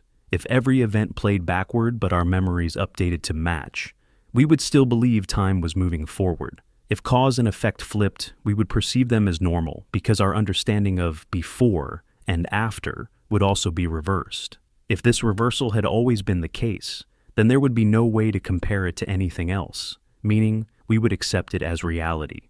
This paradox raises deep questions. Is time truly moving forward, or is that just an illusion created by memory? If we only experience time in one direction, how can we ever prove that's the right way? Would reversed reality be any different from normal reality if all perception adjusted to match? Welcome to level 94 of 100 paradoxes. Mathematics describes everything in the universe, from the motion of planets to the structure of atoms. But what if mathematics is the universe? This is Tegmark's mathematical universe hypothesis, a radical idea proposed by physicist Max Tegmark, which suggests that the universe itself is nothing more than a mathematical structure. At first, this might sound strange. We usually think of mathematics as a tool, a way to describe reality. But Tegmark argues that mathematics is not just a description. It is the fundamental nature of reality itself. Look at the laws of physics. The equations that govern gravity, electromagnetism, and quantum mechanics are deeply mathematical. The constants of nature, like the speed of light or the charge of an electron, seem to be numbers woven into the fabric of existence. But Tegmark takes this one step further. Instead of saying the universe follows mathematical laws, he suggests that the universe itself is a mathematical object. Think of a perfect circle. In the abstract world of mathematics, a circle has an exact radius, an exact circumference, and follows precise rules. According to Tegmark, the universe is just another mathematical shape. Complex, yes, but fundamentally no different from a geometric object. If the universe is purely mathematical, then 1. Everything, including space, time, and even consciousness, is just numbers and relationships between them. 2. The laws of physics are not rules imposed on reality, they are reality. 3. If mathematics exists outside of time and space, then the universe itself may be timeless and infinite. If all mathematical structures exist, then there should be universes for all possible mathematical systems. This means that our universe is just one mathematical structure among infinitely many. Other universes could follow completely different mathematical rules. The idea of a multiverse might not just be a sci-fi theory. It could be an unavoidable consequence of mathematics itself. Some critics argue that just because mathematics describes reality well, it doesn't mean reality is mathematics. They suggest that mathematics is a language, not the thing itself. Others question whether consciousness and experience can emerge purely from mathematical structures. Welcome to level 95 of 100 paradoxes. Imagine waking up in the morning, feeling the warmth of the sun on your skin, hearing birds outside, and smelling fresh coffee. Everything feels real, but what if none of it actually exists? What if you were just a brain, floating in a vat, hooked up to a powerful computer that simulates your entire reality? This is the brain in a vat paradox, a modern version of Descartes' evil demon thought experiment, and one of the most disturbing challenges to our understanding of reality. If your brain were removed from your body and placed in a vat of nutrients while a supercomputer fed it electrical signals that perfectly simulated your senses, you would experience life exactly as you do now. The sky, the ground, your own body. All of it could just be a simulation. At first, this seems impossible. But if a computer could perfectly replicate every sound, sight, and feeling, how would you ever be able to tell the difference? Everything you know about reality comes through your senses, but if those senses could be manipulated, then how can you ever prove that the world you experience is real? This paradox raises unsettling questions. If all experiences could be simulated, then what does it even mean to know something? How can we trust anything we perceive? Some philosophers argue that it doesn't matter. Even if you were a brain in a vat, your experiences would still be real to you. Others suggest that without a way to prove external reality, we can never be certain of anything beyond our own thoughts. This isn't just a thought experiment. It connects to modern science. Neuroscientists have already manipulated brain signals to create artificial sensations, proving that perception can be altered. Welcome to level 96 of 100 paradoxes. Imagine shining a beam of light through a complex experiment, knowing that how you choose to measure it will determine what happens. But here's the twist. You make the decision after the light has already passed through part of the setup.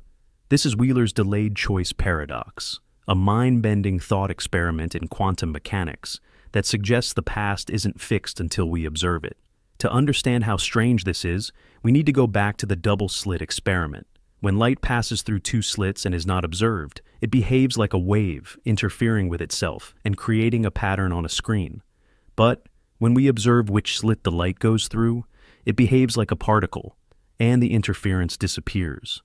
Now, what happens if we wait until after the photon has passed the slits to decide whether to measure it as a particle or a wave? This is exactly what physicist John Wheeler proposed.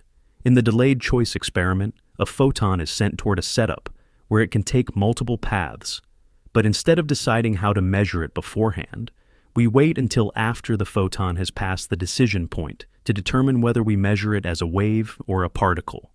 Logically, it should already know whether it behaved like a wave or a particle before we made the choice. But experiments show something unbelievable. Our decision in the present retroactively changes the photon's past behavior. If we measure for wave-like behavior, the photon seems to have taken multiple paths.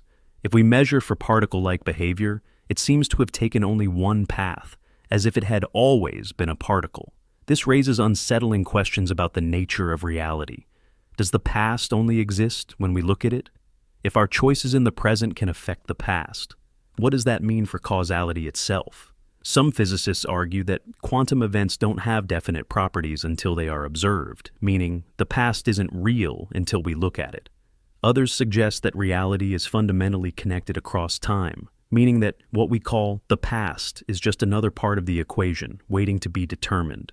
The Wheeler's delayed choice paradox forces us to ask, if the past isn't set until we observe it, does that mean time itself is not what we think? And if reality is shaped by our choices, are we constantly rewriting history without even realizing it? Welcome to level 97 of 100 paradoxes. Imagine a world where technology has advanced so far that every major decision, political, ethical, and scientific, is made through a perfectly fair AI system. This AI doesn't force people to obey it. Instead, it calculates the most rational and optimal decision for everyone. The AI provides pure, objective truth, decisions that no logical person can dispute. Now, here's the paradox. What happens when someone disagrees? If the AI always reaches the perfect decision, then any disagreement must mean that the person is irrational, uninformed, or acting against the common good. Over time, as people learn to trust the AI's conclusions, fewer and fewer people even try to argue against it. But at what point does perfect agreement stop being free choice and start becoming a new kind of control? If an idea is so obviously correct that no one opposes it, does that mean people are actually thinking for themselves, or are they just following the AI's decisions without question? This paradox raises deep philosophical and ethical questions. If an AI always makes the best decision, does disagreeing with it mean you are automatically wrong? If everyone follows the AI's choices, does free will still exist, or has it been replaced by unstoppable consensus? Can a world where everyone freely agrees actually be a form of hidden control? This connects to real-world issues in technology, governance, and decision-making. Algorithms already shape what we see, what we buy, and even what we believe. As AI systems get better at predicting optimal outcomes, will people slowly stop questioning them? Welcome to level 98 of 100 paradoxes. Imagine that you are trapped inside a perfect simulation.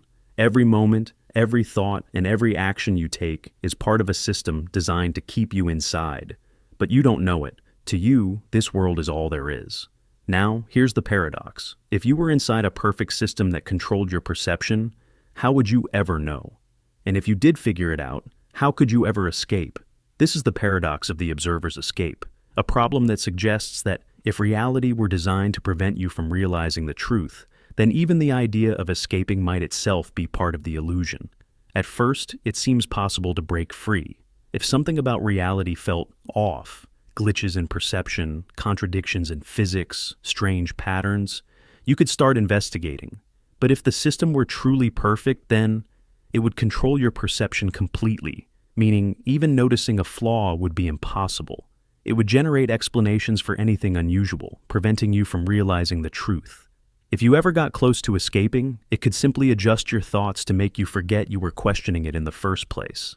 This paradox has deep implications for consciousness, reality, and free will. If you are part of a system that prevents you from knowing it exists, then how can you ever be certain that anything you believe is truly real?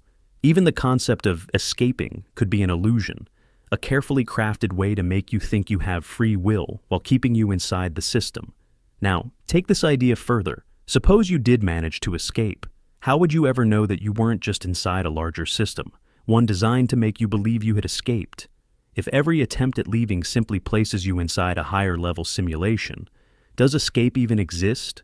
Some argue that this paradox suggests true objectivity is impossible, that we can only ever experience reality as it is presented to us, meaning we can never step outside to see the full picture. Others suggest that if reality is self-consistent and allows us to question it, that's proof enough that we are not trapped. The paradox of the observer's escape forces us to ask, if we can only perceive reality from inside it, can we ever truly understand it? And if escape is impossible to confirm, does that mean we were never trapped in the first place? Or does it mean we always have been? Welcome to level 99 of 100 paradoxes. Imagine looking up at the night sky, staring at the stars, the galaxies, and the vastness of space. No matter how far our telescopes can see, there is always more beyond, an unfathomable cosmic expanse stretching into infinity. But here's the question. What if most of the universe is completely unobservable, not just because it is too far away, but because it exists in a way we can never perceive? This is the unobservable universe paradox, a problem that challenges whether reality itself is even measurable. At first, it seems simple. The observable universe, the part we can see, is limited by the speed of light and the expansion of space. Beyond that, galaxies exist, but their light will never reach us. That means there is an unobservable region of the universe that we will never be able to study. But now, take this idea even further. What if the majority of reality doesn't just exist beyond our telescopes, but in forms that are entirely outside our perception? 1. Extra dimensions. Physics suggests that there could be dimensions beyond the 3 of space and 1 of time we experience. If higher dimensional beings existed, we would never be able to see them directly, even if they were all around us. 2. Dark matter and dark energy. 95% of the universe is made up of something we cannot see, detect, or fully explain. If we can't observe it directly, how do we know if we are even measuring the full extent of reality? 3. Different laws of physics. Some theories suggest that other parts of the universe might have completely different fundamental forces. If physics itself varies across the cosmos, could entire regions of reality exist that follow rules so alien that we would never be able to recognize them? Now comes the paradox. If most of reality is unobservable, does it even exist for us? Some argue that what we cannot measure should not be considered real, since reality must be testable to be meaningful. Others suggest that our tools are simply too limited, and that vast portions of existence may forever remain outside our ability to comprehend. Welcome to the final level of 100 paradoxes. Everything we know is built on logic, reason, and explanation. We define concepts, create systems, and uncover truths. But what happens when we try to explain everything? This is the paradox of everything, a contradiction that challenges whether the universe, reality, and even logic itself can ever be fully understood. At first, it seems possible. Science, philosophy, and mathematics have given us deep insights into how the universe works. But as we go deeper, we run into a problem. Can everything be explained, or must some truths always remain beyond reach? Consider these contradictions. 1. The explanation problem. If everything requires an explanation, what explains the universe itself? If we say something caused it, what caused that? Does the chain of explanations go on forever? or does it eventually stop at something unexplainable? 2. The limits of logic. If logic is how we understand reality, then logic itself must be part of reality. But can logic explain why logic works? If everything must be proven, how do we prove the system that allows proof? 3. Self-contradiction of totality.